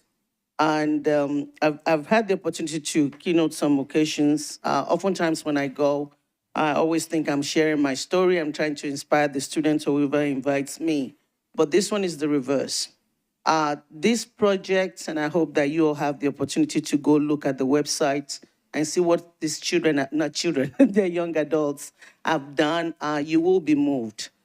This project at Vanderbilt, funded by the Nichols, actually sends students from Vanderbilt across the world to work on different humanitarian projects. A lot of them went outside of the country, to Peru, to different places, but some of them actually stayed locally, some in Nashville, a bunch of them in the United States. Some of the projects in Nashville included a disability project. One of them worked with autistic children. There was the East Nashville Hope exchange project that is actually helping children read in Nashville. There was a Nash Bash. It's just a whole lot of different things that they work on. What inspires me most is that one of the things that the children learned when I keep calling them children, and because I guess I'm old and my kids are their age and I call them children, so, but they're young adults, is that a lot of them find out that even those that went outside the country, that the needs that they're trying to meet out there, we have people here that have the same need. And so I wanted to thank the Nichols for funding the project.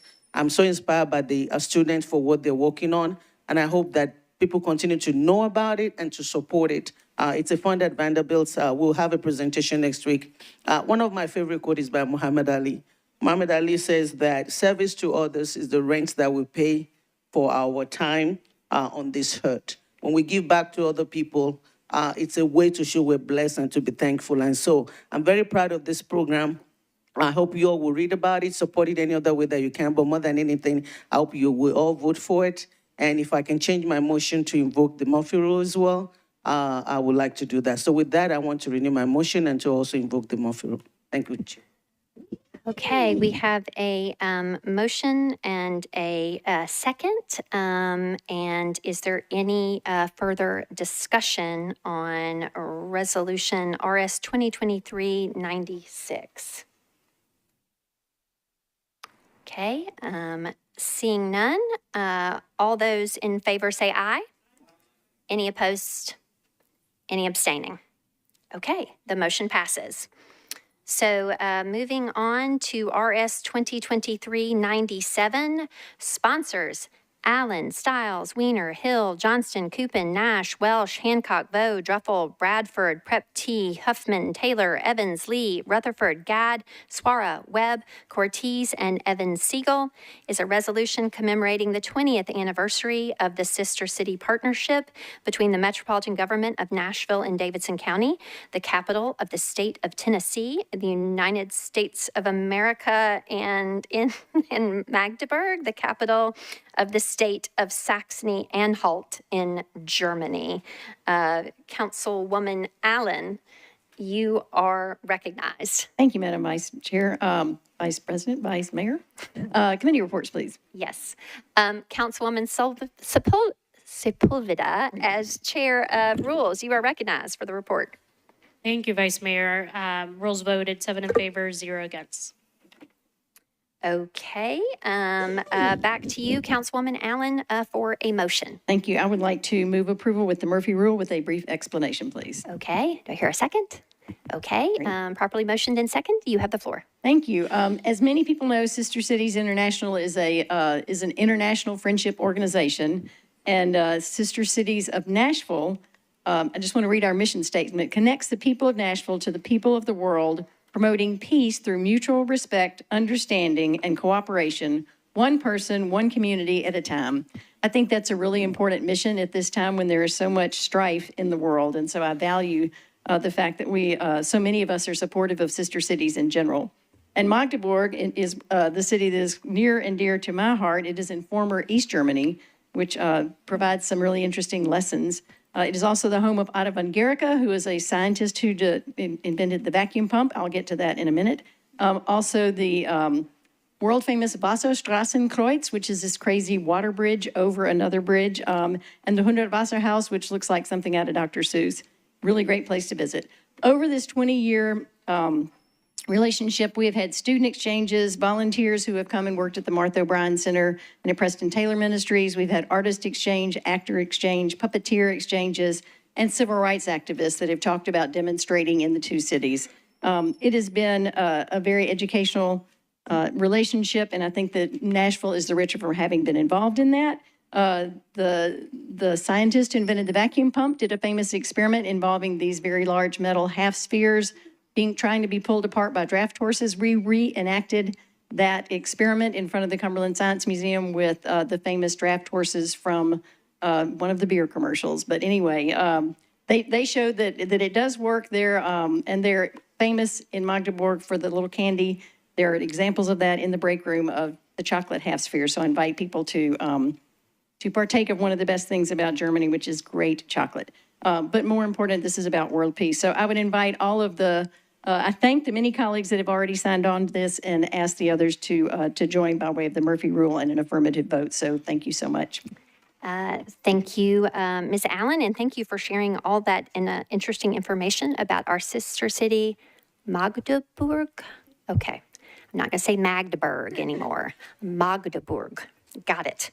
Okay, is there any further discussion on this resolution honoring our sister city partnership? Okay, seeing none, properly motioned and seconded with the Murphy Rule invoked. All those in favor say aye. Aye. Any opposed? Any abstaining? Okay.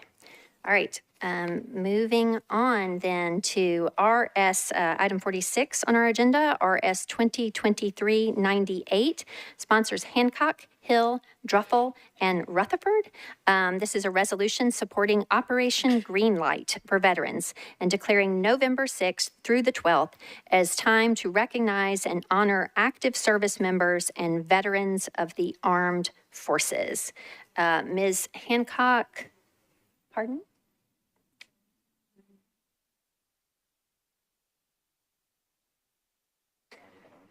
Okay, I'm sorry. Colleagues, that didn't get marked, and that was on consent, Ms. Hancock. Sorry about that. There's so many Cs that one can put on their agenda.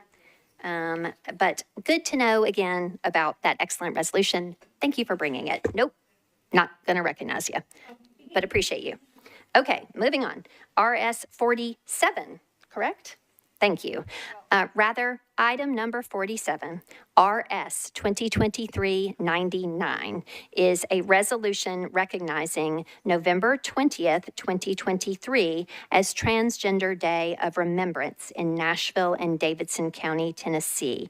Sponsors are Hill, Benedict, Bradford, Gadd, Nash, Weiner, Ellis, Evans, Allen, Lee, Coupin, Vo, Welsh, Ewing, Gamble, Evans, Siegel, and Sepulveda. Councilwoman Hill, you are recognized.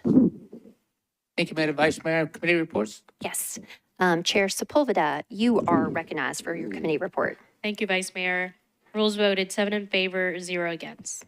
Okay. With the committee report in, I go back to you, Ms. Hill, for a motion. I'd like to move for approval using the Murphy rule with a short speak. Okay. Is there a second? Okay. You are recognized. Thank you, Madam Vice Mayor. Transgender Day of Remembrance is November the 20th. I wanted to give just a brief history so people understand that in 1998, a trans woman by the name of Rita Hester was brutally murdered just being herself. After a year passed, she was never in the news. Her name was never mentioned. And her roommate, Gwendolyn Ann Smith, decided to make a thing called Transgender Day of Remembrance to say her name and to honor all trans people that had been murdered that year. So far this year, 25 people in this country have been brutally murdered as trans people just trying to be themselves. And colleagues, I'm not distant from the hate that's been received. 2 weeks ago, I was named Woman of the Year by Davidson County Democratic Women. On my Twitter account, I received 380,000 hateful comments. So I ask you all to stand with me to show the entire trans community that we may not all always agree on everything, but any loss of life that way is bad loss of life. And I ask you all to stand with me. Thank you, Ms. Hill.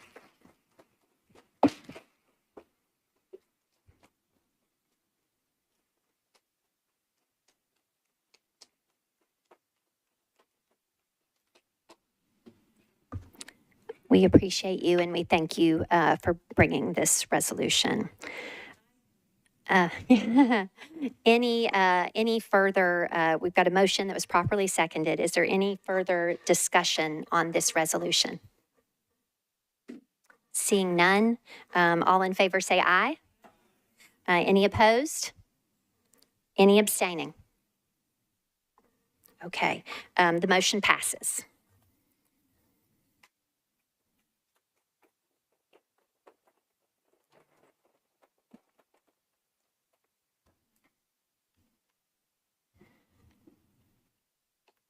Okay, so we are now on bills on introduction and first reading. So we will usually consider all ordinances on first reading in one vote, but I think, as I understand it, Councilwoman Benedict, do you have an item 49, that needs to be pulled from first reading? I'm sorry, Ms. Benedict. Okay. All right. Let me then go to item 49.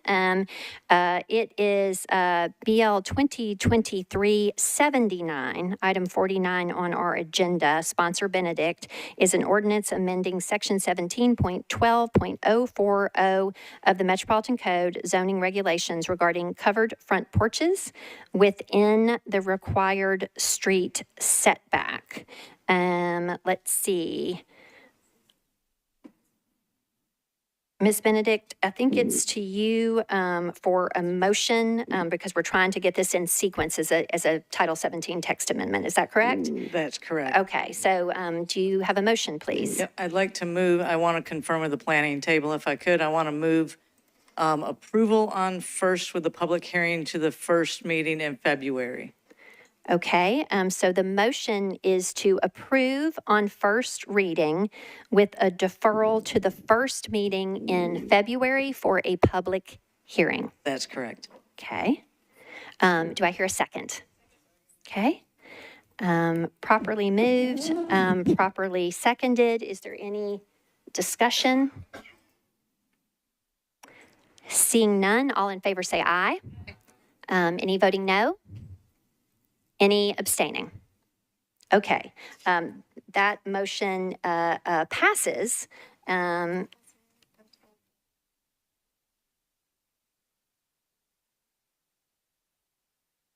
Okay.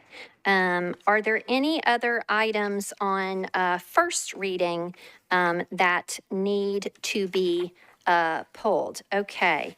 Councilman Eastlick, whoops, I'm sorry, sir. BL 103 and 104. Okay. Okay, so 103 and so that's agenda item 73 is BL 2023-103 and agenda item 74 is BL 2023-104. Okay. And I would presume, given the pattern, that these could be taken together, Director? Okay. So colleagues, we will take this, and Councilman Eastlick, we will take these two bills together. And so you are recognized for a motion. I motion to defer these until 1/16/24. Okay, so you are moving to Second meeting 24. Okay.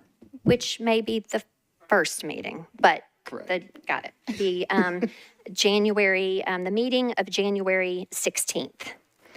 Okay. Do I hear a second? Okay. Is there any discussion? Okay, seeing none, there's a proper motion for bills 103 and 104 to be deferred to the January 16th meeting. All in favor say aye. Any opposed? Any abstaining? Okay, the motion is deferred.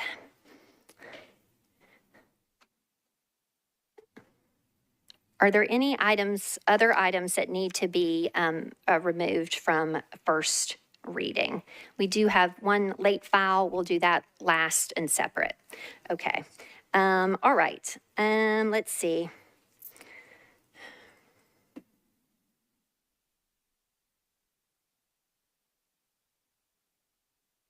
All right. At this juncture, with those items handled, if there is no objection, we will consider all the remaining ordinances on first reading in one vote. Can I hear a motion for approval? Okay, and seconded. All in favor say aye. Okay, any opposed? Any abstaining? Okay, you have then adopted all, or rather passed all the bills on introduction and first reading. Okay. Let's see, so going then now to our late file and recognizing Councilman Coupin. This is item J1 on your agenda. Councilman Coupin, you are recognized, sir. Thank you, Madam President. Let's see if I've got this down. Mr. Coupin, I do apologize. I was supposed to read the caption of your late filed bill, sir. sorry. So I do apologize. This is item J1 BL 2023 without a number because it is late filed. Sponsors Coupin, Porterfield, Gamble, and Parker. This is an ordinance authorizing the Metropolitan Government of Nashville and Davidson County to acquire through negotiations, condemnation, or fee simple purchase a parcel of real property known as 1818 Cement Plant Road for the expansion of biosolids operations. You are now recognized, Councilman Coupin. Thank you, Madam President. I would like to move to suspend the rules. Okay. Let's see. Let me make a note here. Let's see. Do we need to just the committee report first. That's what I thought. Okay. Councilwoman Sepulveda, can you provide a committee report regarding the suspension of the rules? Thank you, Vice Mayor. Rules considered the late filed nature and had no opposition. We voted 7 in favor, 0 against. Okay, that is good to know. Okay, with that report in, and Councilman Coupin moving to suspend the rules, is there anyone objecting to suspension of the rules? Okay, seeing none. Councilman Coupin, you are back on your bill for a motion. Then I would like to move approval. Okay, a second? Okay, all motion and properly seconded. All in favor say aye. Pardon? Oh, sorry, y'all. Okay, let's just go back a beat. Is there any discussion on this late filed biosolids facility? I don't see any. Any discussion? Okay. Again, then, properly motioned, properly seconded. You're not seeking to be recognized any further. Thank you. All in favor say aye. Any no? Any abstain? No. Okay, thank you. Okay. Any discussion? The motion passes. Okay, we are now on bills on second reading. Okay, the following items are on the consent agenda. I will read the bill numbers that are on the consent agenda for second reading.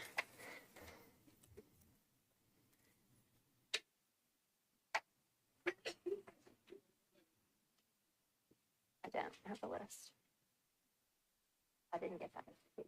It's not here. The second reading ordinances on consent agenda, I will read the numbers. It is BL 2023 5. And that's item 82 on our agenda. Bill number 71.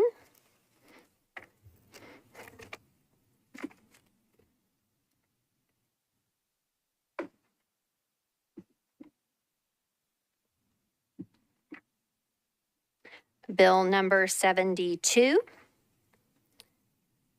Bill number 73. Bill number 76. And bill number 77. Are there any items that need to come off the second reading consent agenda?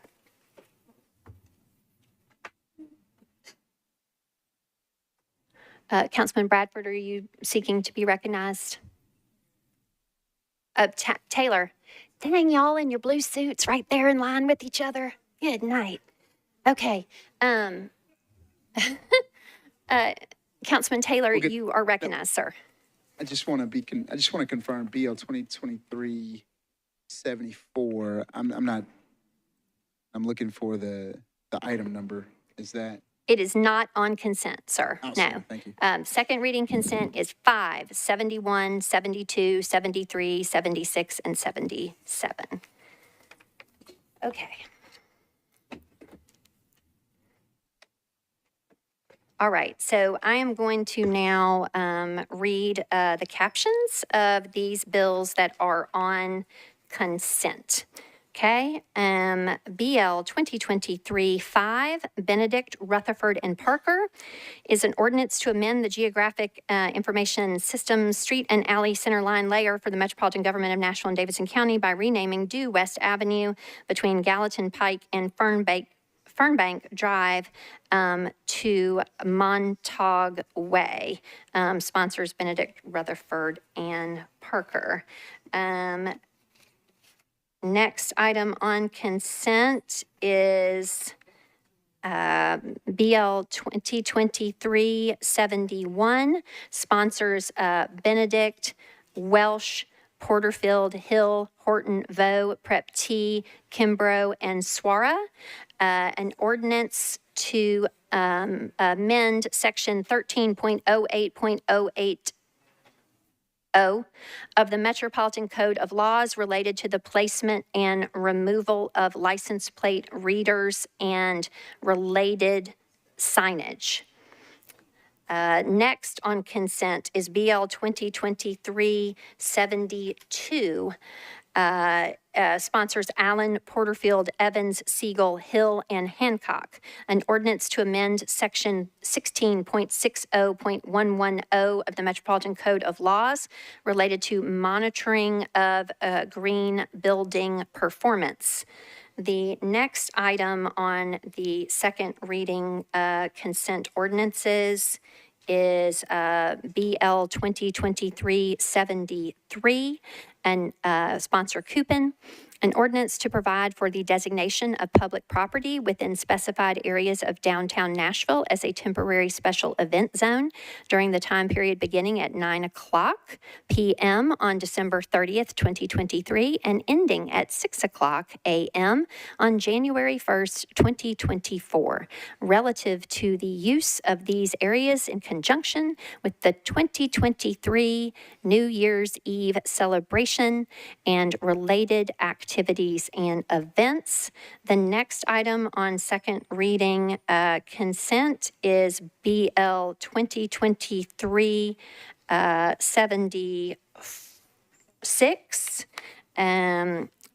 Our sponsors, Coupon and Parker, an ordinance authorizing Newco Arc LLC to construct and install underground encroachments at 223 4th Avenue North.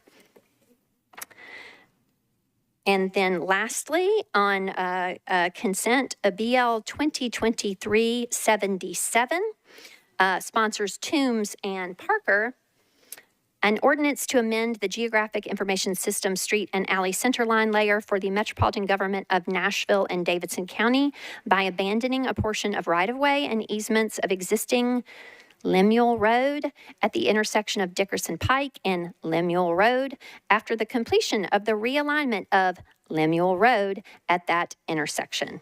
Okay, that concludes the 1, 2, 3, 4, 5, 6 items that are on second reading consent. And so with that, I will go to our chairs for their committee reports on the consent agenda items. I'm going to go first to you, Councilman Bradford, Chair of Government Operations Regulations. Thank you, Vice Mayor. We had BL 2023-72, and we approved 9 in favor, none against. Okay. Thank you, Chair. Next, for Planning and Zoning Committee, Chair Gamble, you are recognized for your report on the consent items. Thank you, Vice Mayor. The Planning and Zoning Committee recommended approval for BL 2023-5, 76, and 77, 12 in favor, 0 against. Okay. And let's see. For Public Facilities, Arts, and Culture, Chair Stiles, you are recognized for your report on Bill 73 on consent. Oh, sorry, Councilwoman. You are recognized. Thank you very much, Vice Mayor. BL 2023-73 passed 8 in favor, 0 against. Okay, thank you. Public Health and Safety, Chair Evans, you are recognized for items or bill number 71 and 73 on consent. We voted in favor on both, 11 in favor, 0 against, 0 not voting. Okay. And lastly, Councilman Parker, you are recognized for your committee report on 4 bills on second reading consent. Thank you, Vice Mayor.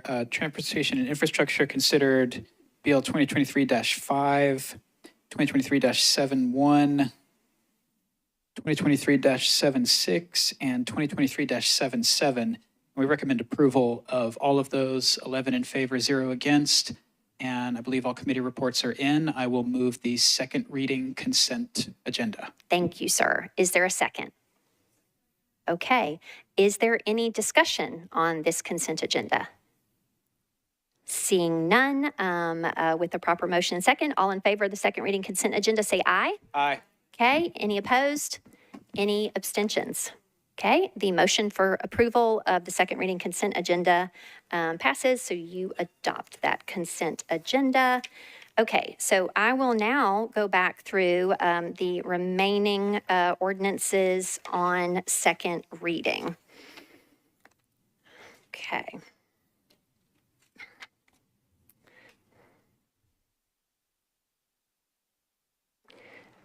Okay, the first is item 81. It is BL 2023-1, sponsors Porterfield and Bradford. It is an ordinance approving the contract between the Metropolitan government of Nashville and Davidson County and NetTango Inc. to provide website maintenance and development support for Metro's website, nashville.gov, and for other Metro government agency or department websites as needed, and which will replace the expiring contract between the parties. Councilwoman Porterfield, you are recognized.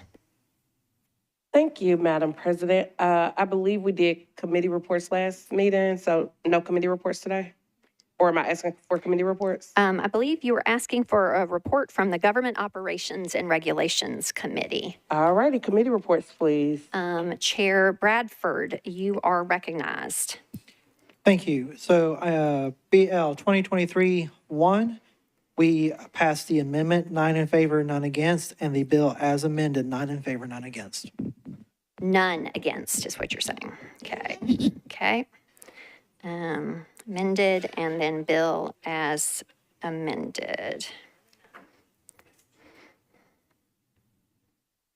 Okay, back to you, Councilwoman Porterfield, for a motion. I move for approval for the bill as amended. Okay, there is, I apologize. No. I am moving my amendment. Thank My you. apologies. I would like to move the amendment. Okay. Can you provide a brief explanation of what the amendment is, please, ma'am? Could administration provide a brief explanation? Sure. Or Director Darby? Okay. Ms. Darby, you're recognized for a brief explanation. This is an amendment that changes the term of the agreement from 10 years to 5 years with an option to extend for 5 years. Okay. Let's see. So have you made a motion on your amendment? Yes. It has been properly seconded. Members have heard a brief explanation of that amendment. Any further discussion on the amendment? Seeing none, all in favor of the amendment, please say aye. Any opposed? Any abstaining? Okay, Councilwoman Porterfield, it's back to you for a motion on your bill as amended. Thank you. And thank you, Director Darby. My computer died with my notes on it, so thank you. I would like to move the bill as amended. Okay, do I hear a second? Okay, there is a motion for BL 2023-1 as amended for approval, properly seconded. Any discussion on the bill as amended? Seeing none, all in favor? Any opposed? Any abstaining? Okay, the motion passes, second reading. Thank you, Councilwoman Porterfield. Okay, moving on. Next, we have item 83 on our agenda, BL 2023-70. Coupin, Evans, and Huffman is an ordinance to amend Section 13.08.040 of the Metropolitan Code of Laws related to the offering of merchandise for sale on or near public property. Let's see, to you, the sponsors are Coupin, Evans, and Huffman. So to you, Councilman Coupin, you are recognized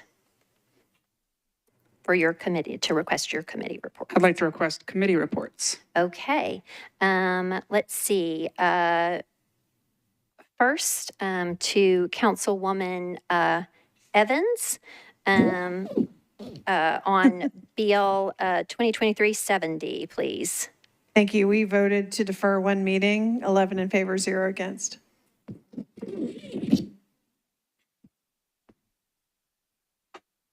Okay, I'm going to go ahead and get the Transportation Committee report. Hang on, we're kind of maxed out here on the queue, or rather the mic board. Councilman Parker, you are now recognized for your committee report. Thank you, Vice Mayor. Transportation and Infrastructure recommended a one-meeting deferral, 10 in favor and 1 against. Okay, with all committee reports in, that is a deferral by rule. Okay, so this item is deferred one meeting. Okay, moving on the regular items on the agenda. Next item is 87. The item number and the bill number is BL 2023-74. Taylor, Porterfield, and Parker is an ordinance approving Amendment 2 to a contract between the Metropolitan Government of Nashville and Davidson County and KCI Technologies, Inc. for Jefferson Street intersection improvements. Councilman Taylor, you are recognized, sir. Thank you. I'd like to withdraw. Okay, the bill is withdrawn. Did you want to provide an explanation, sir? You're not required to by rule. Okay, withdrawn. Okay. Okay, the next item on our agenda is BL 2023-75, Coupon, an ordinance to rename the Kelly Miller Smith Memorial Bridge on Jefferson Street as the Reverend Kelly M. Smith Memorial Bridge. Councilman Coupon, you are recognized for your committee report, sir. Thank you, Madam President. I would like the committee report, please. Okay, Councilman Parker, Chair Parker, you are recognized for Transportation and Infrastructure. Thank you, Vice Mayor. We considered the substitute and voted 11 in favor and 0 against the substitute. And then on the bill as substituted, we recommended in favor 11 and 0 against. Okay. All right, so Councilman Coupon, that is back to you for a motion to substitute. I would like to move the bill as substituted, or move to substitute. We're going to first move the substitute. We've got to do these things separately, then we'll move the bill as substituted. Okay, so colleagues, there is a motion to substitute, properly seconded. Is there any discussion on the substitute? Okay, seeing none, all in favor of the substitute, please say aye. Any opposed, any abstaining? Okay, so now it's back to you, Councilman Coupon, for a motion for your bill as substituted. Now I would like to move it as substituted, please. Okay, do I hear a second? Okay, properly substituted, moved is substituted. All in favor, any discussion on the bill as substituted? Seeing none. All in favor say aye. Aye. Any abstaining? Any voting no? I'm sorry, in a different order. Okay, you have passed that on second reading as substituted, Councilman Coupon. Okay. All right, next, item 90 on your agenda, the last item on second reading is BL 2023-77. Pardon? Okay, yet again, did not mark the letter C on here, y'all. So that concludes then, Director Darby, the second reading. All right, colleagues, here we go. We have completed second reading. We are now on bills on third reading. Okay. The following items are on the consent agenda. Oh, okay, I'm gonna take a drink. I will read the bill numbers that are on the consent agenda for third reading first. Is it everything is on there? Oh, I love when that happens. Okay, so I am not going, okay. Let me just restate then, rather than reading every bill number, I am just going to share that all items on your agenda for third reading are at present on consent. And now I will ask, are there any items on third reading that need to be removed from consent? Council Lady Johnson, thank you for being in the queue. You are recognized to remove an item from the consent agenda. BL 2023-2, please. Okay. Conveniently, the first item on third reading. Okay.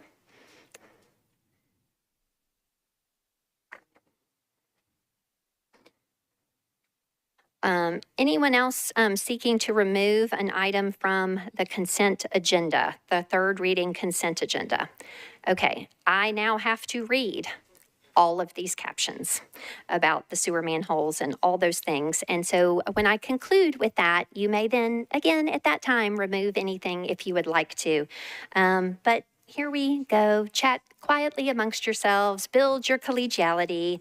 No one is expecting you to listen to all of these. So I will proceed with the consent agenda, and then I will return.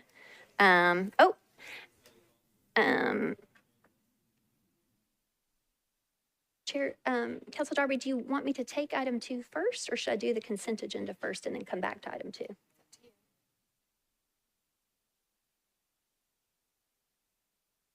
Okay. All right. I'm going to follow our regular rule of order. I'm going to read all the consent and then come back to item 2 at the end. Okay. Here we go. BL 2023 3. Sponsor Sepulveda, an ordinance readopting the code of the Metropolitan Government of Nashville and Davidson County, Tennessee, prepared by Municipal Code Corporation, including supplemental and replacement pages thereof, containing certain ordinances of a general and permanent nature enacted on or before March 23rd, 2023. BL 2023-4, sponsors Taylor, Porterfield, Rutherford, and Parker, an ordinance approving and participation agreement between the Metropolitan Government of Nashville and Davidson County, acting by and through the Nashville Department of Transportation and Multimodal Infrastructure and the Cheatham County Railroad Authority for the rehabilitation and repair of the overhead railroad bridge crossing Albion Street and an upgrade to Albion Street under the bridge. Sponsors Taylor, Porterfield, and Rutherford, and Parker, which I think I already said the first time. Okay, BL 2023-6, sponsors CAP, Rutherford, and Parker, an ordinance to amend the Geographic Information System Street and Alley Center Line layer for the Metropolitan Government of Nashville and Davidson County by abandoning a portion of North 18th Street unimproved right-of-way. BL 2023-7, VO, Rutherford and Parker sponsors an ordinance to amend the Geographic Information System Street and Alley Center Line layer for the Metropolitan Government of Nashville and Davidson County by abandoning a portion of Hillside Avenue right-of-way fronting map 10505051100. BL 2023-8 sponsors Benedict, Rutherford, and Parker. Ms. Darby, do I have to read all these map numbers? Okie doke. Okay. An ordinance to amend, here's hoping there's not many of those. An ordinance to amend the Geographic Information System Street and Alley Center Line layer, also known as GIS, of the Metropolitan Government of Nashville and Davidson County by abandoning a portion of Keller Avenue and Scott Avenue right-of-way at the southeast corner of map 07206490000, letter C, letter O. Sponsors Benedict, Rutherford, and Parker. BL 2023-9, Welsh, Rutherford, and Parker, an ordinance to amend the Geographic Information System Street and Alley Center Line layer for the Metropolitan Government of Nashville and Davidson County by abandoning alley number 1838 right-of-way between Cruzen Street and Winford Avenue.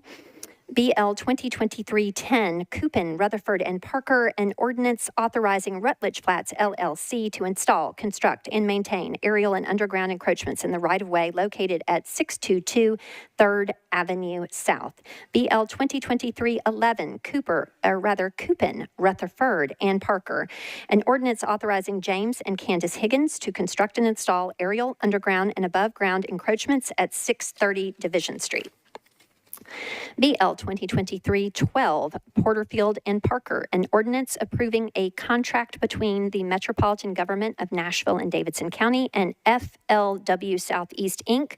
to provide Siemens process instrumentation products, parts, and repair services. BL 2023-13, GAD, Rutherford, and Parker, an ordinance authorizing the Metropolitan Government of Nashville and Davidson County to negotiate and accept permanent and temporary easements for the Meadowcrest Lane Stormwater Improvement Project for 3 properties located at 5611, 5613 Meadowcrest Lane and 5522 Bonaire Circle. BL 2023-14, CAP, Rutherford and Parker sponsors, an ordinance authorizing the Metropolitan Government of Nashville and Davidson County to abandon easement rights for property located at 936 Riverside Drive, formerly a portion of Waters Avenue. BL 2023-15 sponsors Rutherford and Parker, an ordinance authorizing the Metropolitan Government of Nashville and Davidson County to accept new public sanitary sewer mains, sanitary sewer manholes, and easements for 2 properties located at West Division Street, unnumbered, in Hermitage, Wilson County, also known as the Cane Break Subdivision Phase 1A. BL 2023-16 sponsors Rutherford and Parker, an ordinance authorizing the Metropolitan Government of Nashville and Davidson County to accept new public sanitary sewer mains, sanitary sewer manholes, and easements for 2 properties located at West Division Street, unnumbered, in Hermitage, Wilson County, also known as the Cane Break Subdivision Phase 1B. BL 2023-17, Rutherford and Parker sponsors, an ordinance authorizing the Metropolitan Government of Nashville and Davidson County to accept new public water and sanitary sewer mains, sanitary sewer manholes, and easements for 2 properties located at 4421 and 4395 Maxwell Road, also known as Percy Cove off-site. BL 2023-18 sponsors Rutherford and Parker, an ordinance authorizing the Metropolitan Government of Nashville and Davidson County to accept new public water and sanitary sewer mains, fire hydrant assemblies, sanitary sewer manholes, and easements for 3 properties located at 4421 and 4395 Maxwell Road and Maxwell Road unnumbered, also known as Perry Cove. BL 2023-19, Gamble, Rutherford, and Parker sponsors, an ordinance authorizing the Metropolitan Government of Nashville and Davidson County to accept new public sanitary sewer mains, sanitary sewer manholes, and easements for 3 properties located at 1269 Hunters Lane and Hunters Lane unnumbered, also known as Heritage Creek Phase 5. BL 2023-20 sponsors Gamble, Rutherford, and Parker, and ordinance authorizing the Metropolitan Government of Nashville and Davidson County to accept a new public sanitary sewer main, sanitary sewer manholes, and easements for property located at Hunters Lane unnumbered, also known as Heritage Creek Phase 6. BL 2023-21 sponsors Welsh, Rutherford, and Parker, an ordinance authorizing the Metropolitan Government of Nashville and Davidson County to abandon existing public water main and to accept new public water mains, fire hydrant assembly, sanitary sewer manhole, and easements for property located at Tuggle Avenue unnumbered, also known as Tuggle SP. BL 2023-22, an ordinance authorizing the Metropolitan Government of Nashville and Davidson County to abandon existing public water mains to accept the relocation of a fire hydrant assembly and new public water main for property located at 4001 Cane Ridge Parkway, also known as Cane Ridge Parkway Water Main Adjustment. That was sponsors Stiles, Rutherford, and Parker. BL 2023-23 sponsors Rutherford, Parker, and Lee, an ordinance authorizing the Metropolitan Government of Nashville and Davidson County to accept a new public water pressure reducing station, new public water and sanitary sewer mains, fire hydrant assemblies, sanitary sewer manholes, and easements for 4 properties located at 5866 Pettis Road and Pettis Road unnumbered, also known as Cedars of Cane Ridge Phase 1. I think I said sponsors Rutherford, Parker, and Lee. BL 2023-24 sponsors Rutherford, Parker, and Lee, an ordinance authorizing the Metropolitan Government of Nashville and Davidson County to accept new public water and sanitary sewer mains, fire hydrant assemblies, sanitary sewer manholes, adjustment of a sanitary sewer manhole, and easements for property located at 7211 Carruthers Road, also known as Carruthers Crossing, Phase 5A. BL 2023-25. Sponsors Taylor, Rutherford, and Parker. An ordinance authorizing the Metropolitan Government of Nashville and Davidson County to abandon existing public water main to accept new public water mains for property located at 3107B Bellwood Street, also known as Bellwood Condominiums. Taylor, Rutherford, and Parker sponsors. BL 2023-26 sponsors Rutherford and Parker. An ordinance authorizing the Metropolitan Government of Nashville and Davidson County to accept new public water and sanitary sewer mains, fire hydrant assembly, and sanitary sewer manhole for two properties located at 1015 and 1016 Gant Hill Drive, also known as Old Burkett Road, Phase 2. Sponsors Rutherford and Parker. BL 2023-27 sponsors Welsh, Rutherford, and Parker. An ordinance authorizing the Metropolitan Government of Nashville and Davidson County to abandon existing public sanitary sewer mains, sanitary sewer manholes, and easements, and to accept new sanitary sewer mains, sanitary sewer manholes, and easements for 8 properties located at Thompson Lane and Grandview Avenue.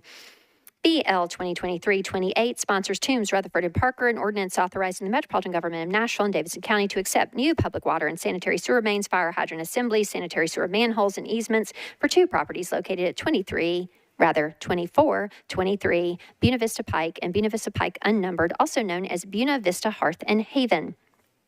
BL 2023-29 sponsors Benedict, Rutherford, and Parker, an ordinance authorizing the Metropolitan Government of Nashville and Davidson County to accept new public sanitary sewer main and sanitary sewer manholes for property located at Hart Lane Unnumbered. BL 2023-30 sponsors Rutherford and Parker, an ordinance authorizing the Metropolitan Government of Nashville and Davidson County to accept new public sanitary sewer main, sanitary sewer manhole, and easements for 3 properties located at 1303, 1401, 1425 Gallatin Pike. BL 2023-31 sponsors Johnston, Rutherford, and Parker, an ordinance authorizing the Metropolitan Government of Nashville and Davidson County to accept new public sanitary sewer main, sanitary sewer manhole, fire hydrant assembly, and easements for 2 properties located at 717B Old Hickory Boulevard and 5600B Oaks Drive. Sponsors Johnston, Rutherford, and Parker. BL 2023-32 sponsors Taylor, Rutherford, and Parker, an ordinance authorizing the Metropolitan Government of Nashville and Davidson County to accept new public water and sanitary sewer main and sanitary sewer manhole for property located at 3124 Torbett Street. BL 2023-33 sponsors Coupin, Rutherford, and Parker, an ordinance authorizing the Metropolitan Government of Nashville and Davidson County to abandon existing water and sanitary sewer mains and sanitary sewer manholes and to accept new public water and sanitary sewer mains and sanitary sewer manholes for property located at 118 12th Avenue South, also known as Hyatt Caption Hotel. Sponsors Coupin, Rutherford, and Parker. BL 2023-34 sponsors Gregg, Rutherford, and Parker, an ordinance authorizing the Metropolitan Government of Nashville and Davidson County to accept new public water and sanitary sewer mains, fire hydrant assemblies, sanitary sewer manholes, and easements for 2 properties located at 1908 Lebanon Pike and Lebanon Pike Unnumbered. BL 2023-35 Welsh, Rutherford, and Parker sponsors an ordinance authorizing the Metropolitan Government of Nashville and Davidson County to accept new public water and sanitary sewer mains, fire hydrant assembly, sanitary sewer manholes, and easements for property located at 145B Whitsett Road, also known as Whitsett Town Homes. BL 2023-36 sponsors Evans, Rutherford, and Parker, an ordinance authorizing the Metropolitan Government of Nashville and Davidson County to accept new public water and sanitary sewer mains, fire hydrant assemblies, sanitary sewer manholes, and easements for property located at Kemp Drive Unnumbered.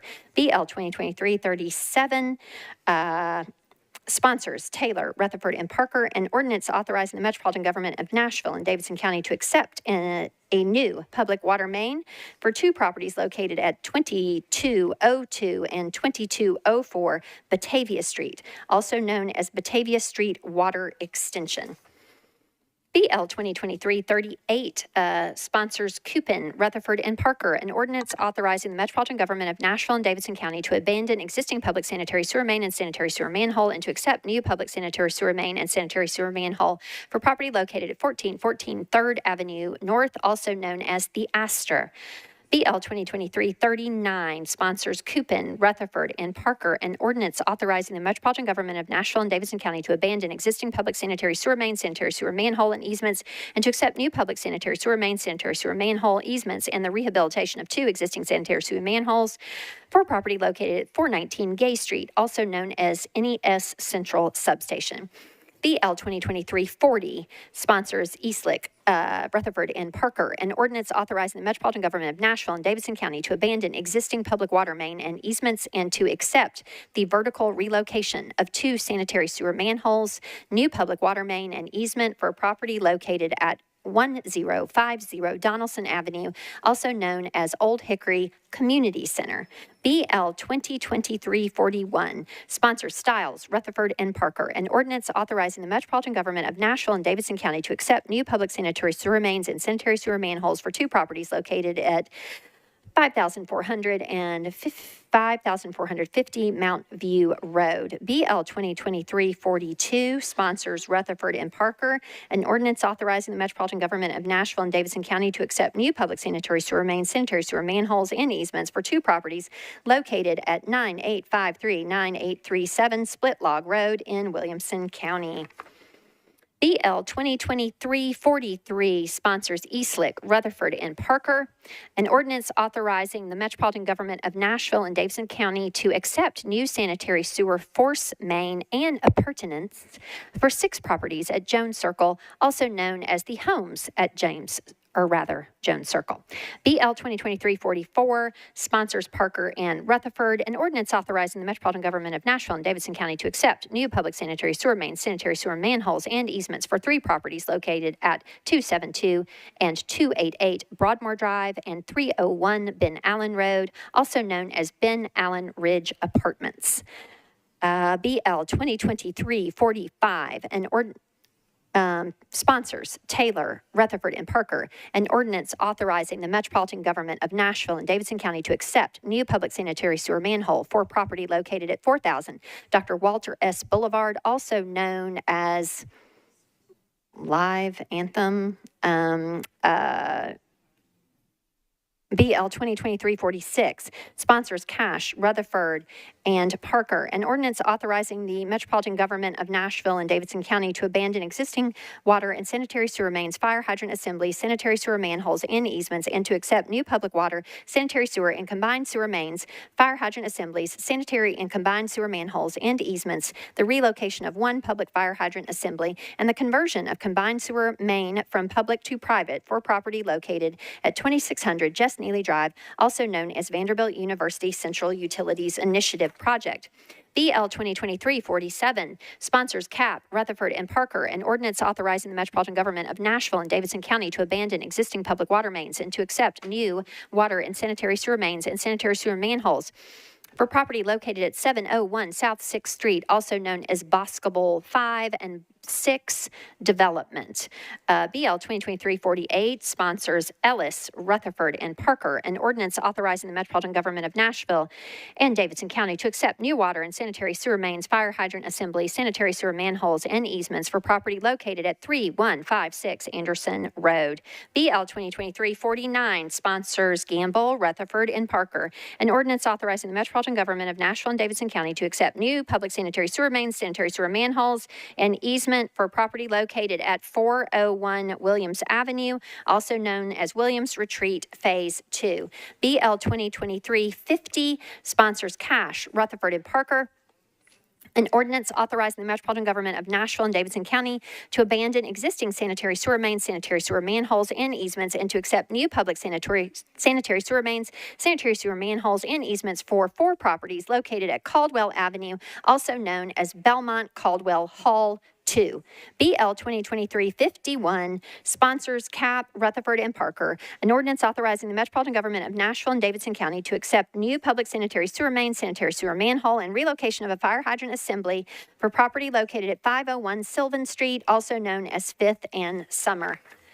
BL 2023-52 sponsors Bradford, Rutherford, and Parker. An ordinance authorizing the Metropolitan Government of Nashville and Davidson County to abandon an existing public fire hydrant assembly and to accept a new public fire hydrant assembly for property located at Ned Shelton Road Unnumbered and also known as Air Park Commerce. BL 2023-53, sponsors Toombs, Rutherford, and Parker. An ordinance authorizing the Metropolitan Government of Nashville and Davidson County to abandon existing public sanitary sewer manhole and to accept new sanitary sewer main and public sanitary sewer manhole for 3 properties located at 2401, 2403A, and 2403B Grover Street. BL 2023-69, last item on this consent agenda. Thank goodness, is sponsors Stiles and Porterfield, an ordinance approving a license agreement between the Metropolitan Government of Nashville and Davidson County by and through the Department of General Services and the Salvation Army for the use of storage space located at 5244 Hickory Hollow Parkway, Nashville, Tennessee.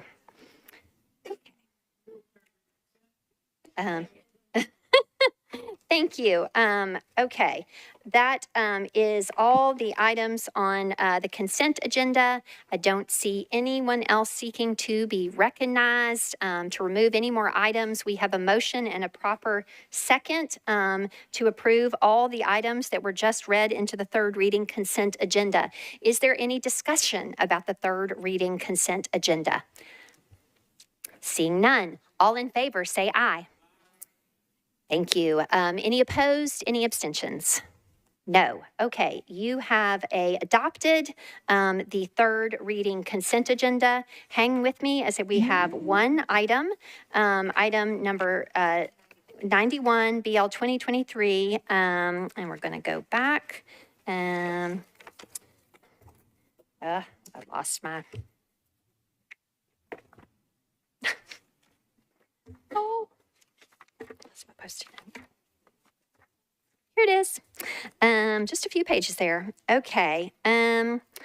Let's see. I'm going to, it was removed from consent at the request of a non-sponsor, Councilwoman Johnston. So I'm going to then first recognize the sponsor, Councilwoman Porterfield.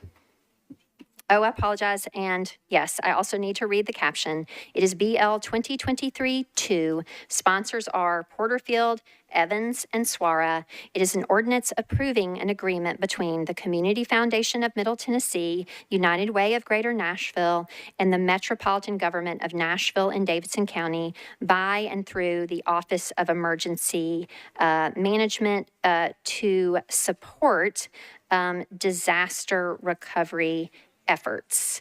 Councilwoman Porterfield, do you have a motion? Thank you, Vice Mayor. Move for approval. Okay, there's a motion for approval. Do I hear a second? Okay, properly seconded. And now for discussion on this matter, Councilwoman Johnston, you are recognized. Thank you. So what we are looking at possibly approving here is an MOU between OEM, the Community Foundation, and United Way as it relates to financial transactions and support for disaster relief. And so there's a lot of you in this room that have never, I'm sorry. Sorry. Yep. If we could, members, now that we are on an item for discussion, if we could please be seated and listen. Thank you. There are members in this room that don't have any idea how important this is because you've never lived through a disaster from a council member perspective, but there are members that have, and we do understand how important this MOU is. So about a year ago, we had some concern with the Community Foundation, and so I requested an audit to be done, and the audit committee accepted and understood the need for that. So that audit has come back, and it has not been released and has not been made public, and the audit committee has not even been able to discuss it. I was briefed on it just because I was the one that requested it, and I feel like an MOU of this magnitude deserves the chance for that audit to be discussed within the audit committee, but then also to be digested by this body so that we know that what we are entering into, to be prepared for a response with our constituents at some of the worst times of their lives, whether it's a tornado or a flood or any other sort of natural disaster. I just think it's incumbent upon us to really be able to have all of the information and look at it. And we may not make a change, but I just think it's definitely incumbent upon us to be able to look at all of the information and take into what we have ordered, which is this audit, and be able to look at that. So I'm going to move for a deferral into the January 16th meeting. I'm happy to defer for a moment to the administration table so that they can speak to their support of this, because I have sort of vetted it through them. If that's necessary, if anybody, do you? A deferral is a prevailing motion. Is there a second on the motion to defer? Okay. There is a motion and a second for a one. No, for a meeting, deferral, however many meetings it is, but to the January 16th meeting. The reason for that is the audit committee can't discuss this until December the 6th, which is after the first meeting in December. So the second meeting in December is right before Christmas. I feel like we're going to be probably, maybe our brains aren't going to be quite here, and maybe physically we won't be here either, a lot of us. And so that's going to be our first meeting in January is the 16th. So I just want to give ample time to be able to discuss. That's okay. So there is now a motion on the floor for deferral to the meeting of January 16th. It is properly seconded. Any discussion on the deferral? I have members in the queue. Ms. Toombs, are you seeking to speak on the deferral? Okay. Ms. Toombs, you are recognized. Thank you, Madam Vice Mayor. I stand in support of the deferral to this meeting in January. Having served on the audit committee, I know that audit of how those funds were used was very important to every single member on the audit committee. And with that just coming back and the audit committee not having the opportunity yet to review the findings, I think that we should hold off on this MOU to review in order to give them the opportunity to review the findings and see if there are any process changes that need to be made or any improvements to this MOU before approving it ahead of the audit committee even looking at the findings. Okay, I appreciate that. Ms. Benedict, are you seeking to be recognized on the deferral? You are recognized. Thank you, Vice Mayor. I guess question for the administration, as far as what would a deferral till January 16th mean on the relative to the business of the bill? Admin table, you are recognized. Thank you, Vice Mayor. The current community emergency plan has the current MOU with CFMT, so we do have something in place until the new MOU is in place. Thank you. And were any concerns about this brought up prior to now being third reading here? I don't recall discussion on second reading, but I think you've probably heard comments and questions with CFMT regarding other, legislation that has come before the body. Okay, thank you. I guess the Chair, please, 1 second, if I may gather my thoughts here. If this were to come back, so coming back to January, if this were to come back before the committee, I guess is the goal for the deferral sponsor to vote it up or down in January, or would it be an amendment? And if an amendment is, what would be sought potentially? Is this amendable on third? So question, I think, both for the sponsor of the deferral motion as well as the council director. Can ask the council director regarding, let me close out a few more in the queue. Ms. Darby, you're recognized about amendability on third. This would not be amendable on third without a suspension of the rules. Thank you. And so then I guess going back to the bill sponsor, if she wouldn't mind, sorry, not the bill sponsor, the sponsor of the amendment, of the deferral, I should say. Is the goal here to potentially just vote it up or down, or do you anticipate like an amendment? Ms. Benedict, if you would address the chair, please. Yep. Thank you, Chair. Yeah. So I guess that's my question is what would the goal be here for third reading? Okay. Based on the findings from the audit committee. Okay. Ms. Johnston, you are recognized to respond. Thank you. So I think the purpose of the deferral is to give us time to digest the information. And if we do need to make some changes to the MOU, if we do need to make an amendment, if we don't, whatever, I don't think that suspending the rules to make an important change that everyone is on board with would be objected to. considering the magnitude of the importance of this MOU and what it means to our response in a disaster. So yes, it's to give us the opportunity to make changes should we see fit after we review all of the information that we have ordered from the audit committee and from our contractor that did the audit. Okay, are there any other members seeking to speak on the deferral? Ms. Stiles, you are recognized on the deferral motion. Thank you very much, Vice Mayor. I wanted to say thank you to Councilmember Johnston, because this was very much a cluster in our last term, and for the new members tracking these funds, what was collected for not only the flood that took place in Councilmember Johnston's district, but other incidents that happened. We weren't able to get an accounting in person or even after that. So I think a deferral is wise. I will say, as a plus, the organization is being led by a new individual that has a really strong history of picking organizations up and putting them back together better and stronger. I feel good about this future agreement, but I think we do need to have those data points first. So I think a deferral is a very good idea.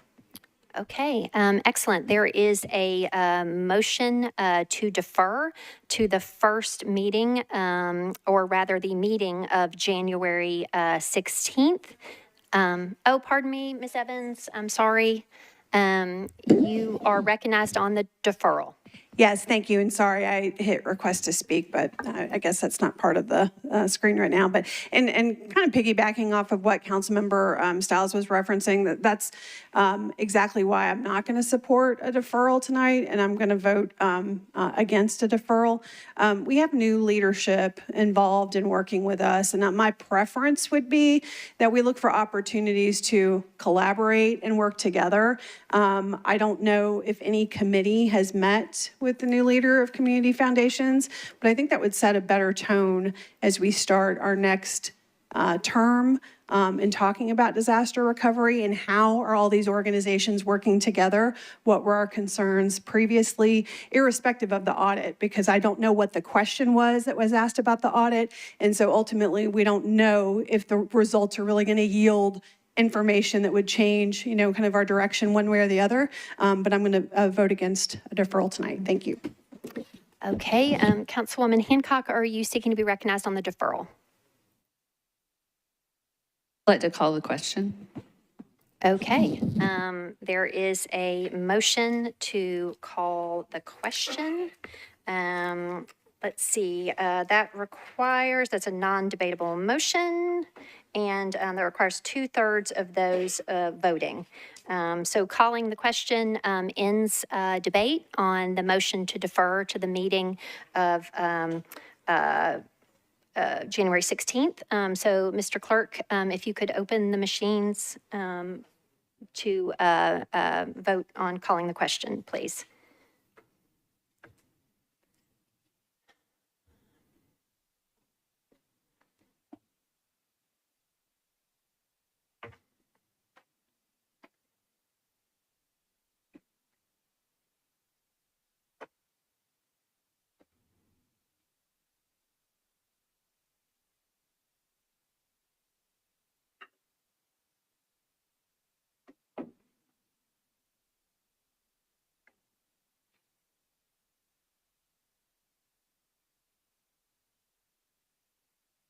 What is the number we're going to need? Is everybody here?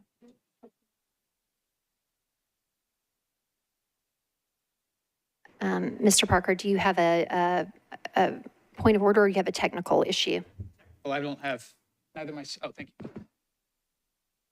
Is anyone else having a technical issue with their voting machine? Okay. ITS, we have on the second row, also Councilwoman Benedict and Councilman Harrell are having trouble with their voting tablets. Someone can assist them, please.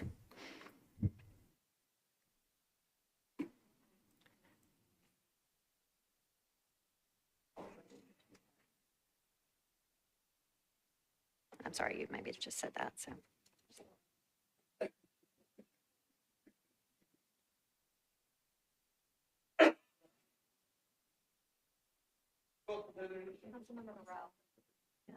Benedict, Harrell, and Parker.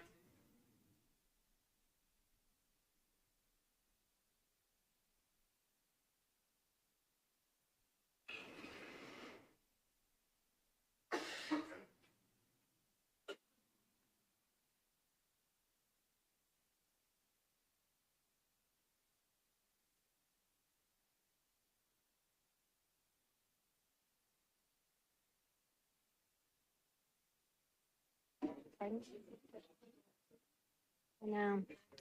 Yeah. You're gonna. Oh, that's me. Oh.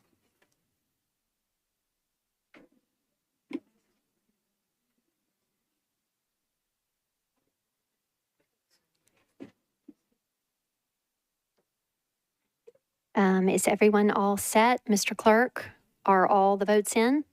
Still waiting on Mr. Harrell. Okay, Mr. Harrell, we're still waiting on your vote, sir. Okay, all votes are in. Mr. Clerk, close the machine and record the vote, please, or show the vote. The motion fails, colleagues. And our body is complete. That requires 27 votes to prevail. So we are then back on the motion to defer to the meeting of January 2nd. That is properly seconded and before us. Is anyone else seeking to speak on the deferral? Councilwoman Weiner, you are next in the queue and recognized. Thank you, Vice Mayor. Y'all, I have always believed that we make decisions based on facts and all the facts and as much information that we can get, especially when we have a large financial outlay. I think the opportunity for us to defer this just until we have the information that the audit committee thought was important enough to pursue. And additionally, it would give us time, to Councilmember Evans' point, to reach out to the Community Foundation and develop that relationship and ask those questions. And so I am going to support the deferral for those reasons. Thank you. Thank you, Councilwoman Weiner. Let's see, I had somebody else in the queue, Ms. Suara, but you're no longer seeking to be recognized on the deferral? It's fine. You don't have to be recognized. That's fine. Okay, I see Ms. Ellis, you are recognized on the deferral. So I just want to clear up, is it, which organization was audited? The Community Foundation? Okay. Yes, ma'am.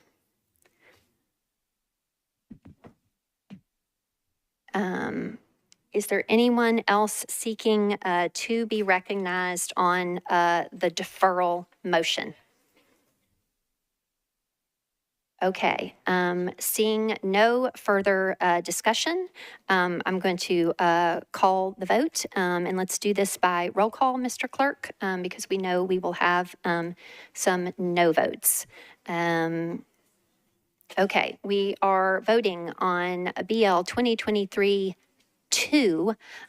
The motion is to defer to the meeting of January 16th. The machines are open. Please record your vote.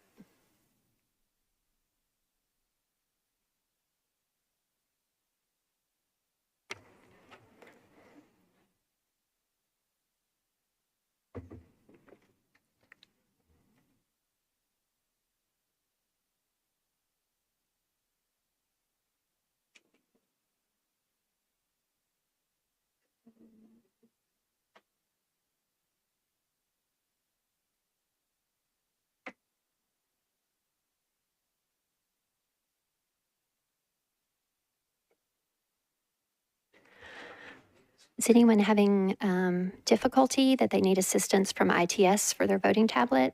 Anyone?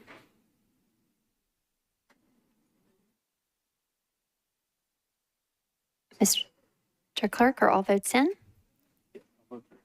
Okay, with all votes in, Mr. Clerk, please close the machine and record the vote. The motion passes. This item will be deferred to the meeting of January 16th. That concludes the agenda for our third meeting. Is there a motion to adjourn? Okay, all in favor say aye. Adjourned.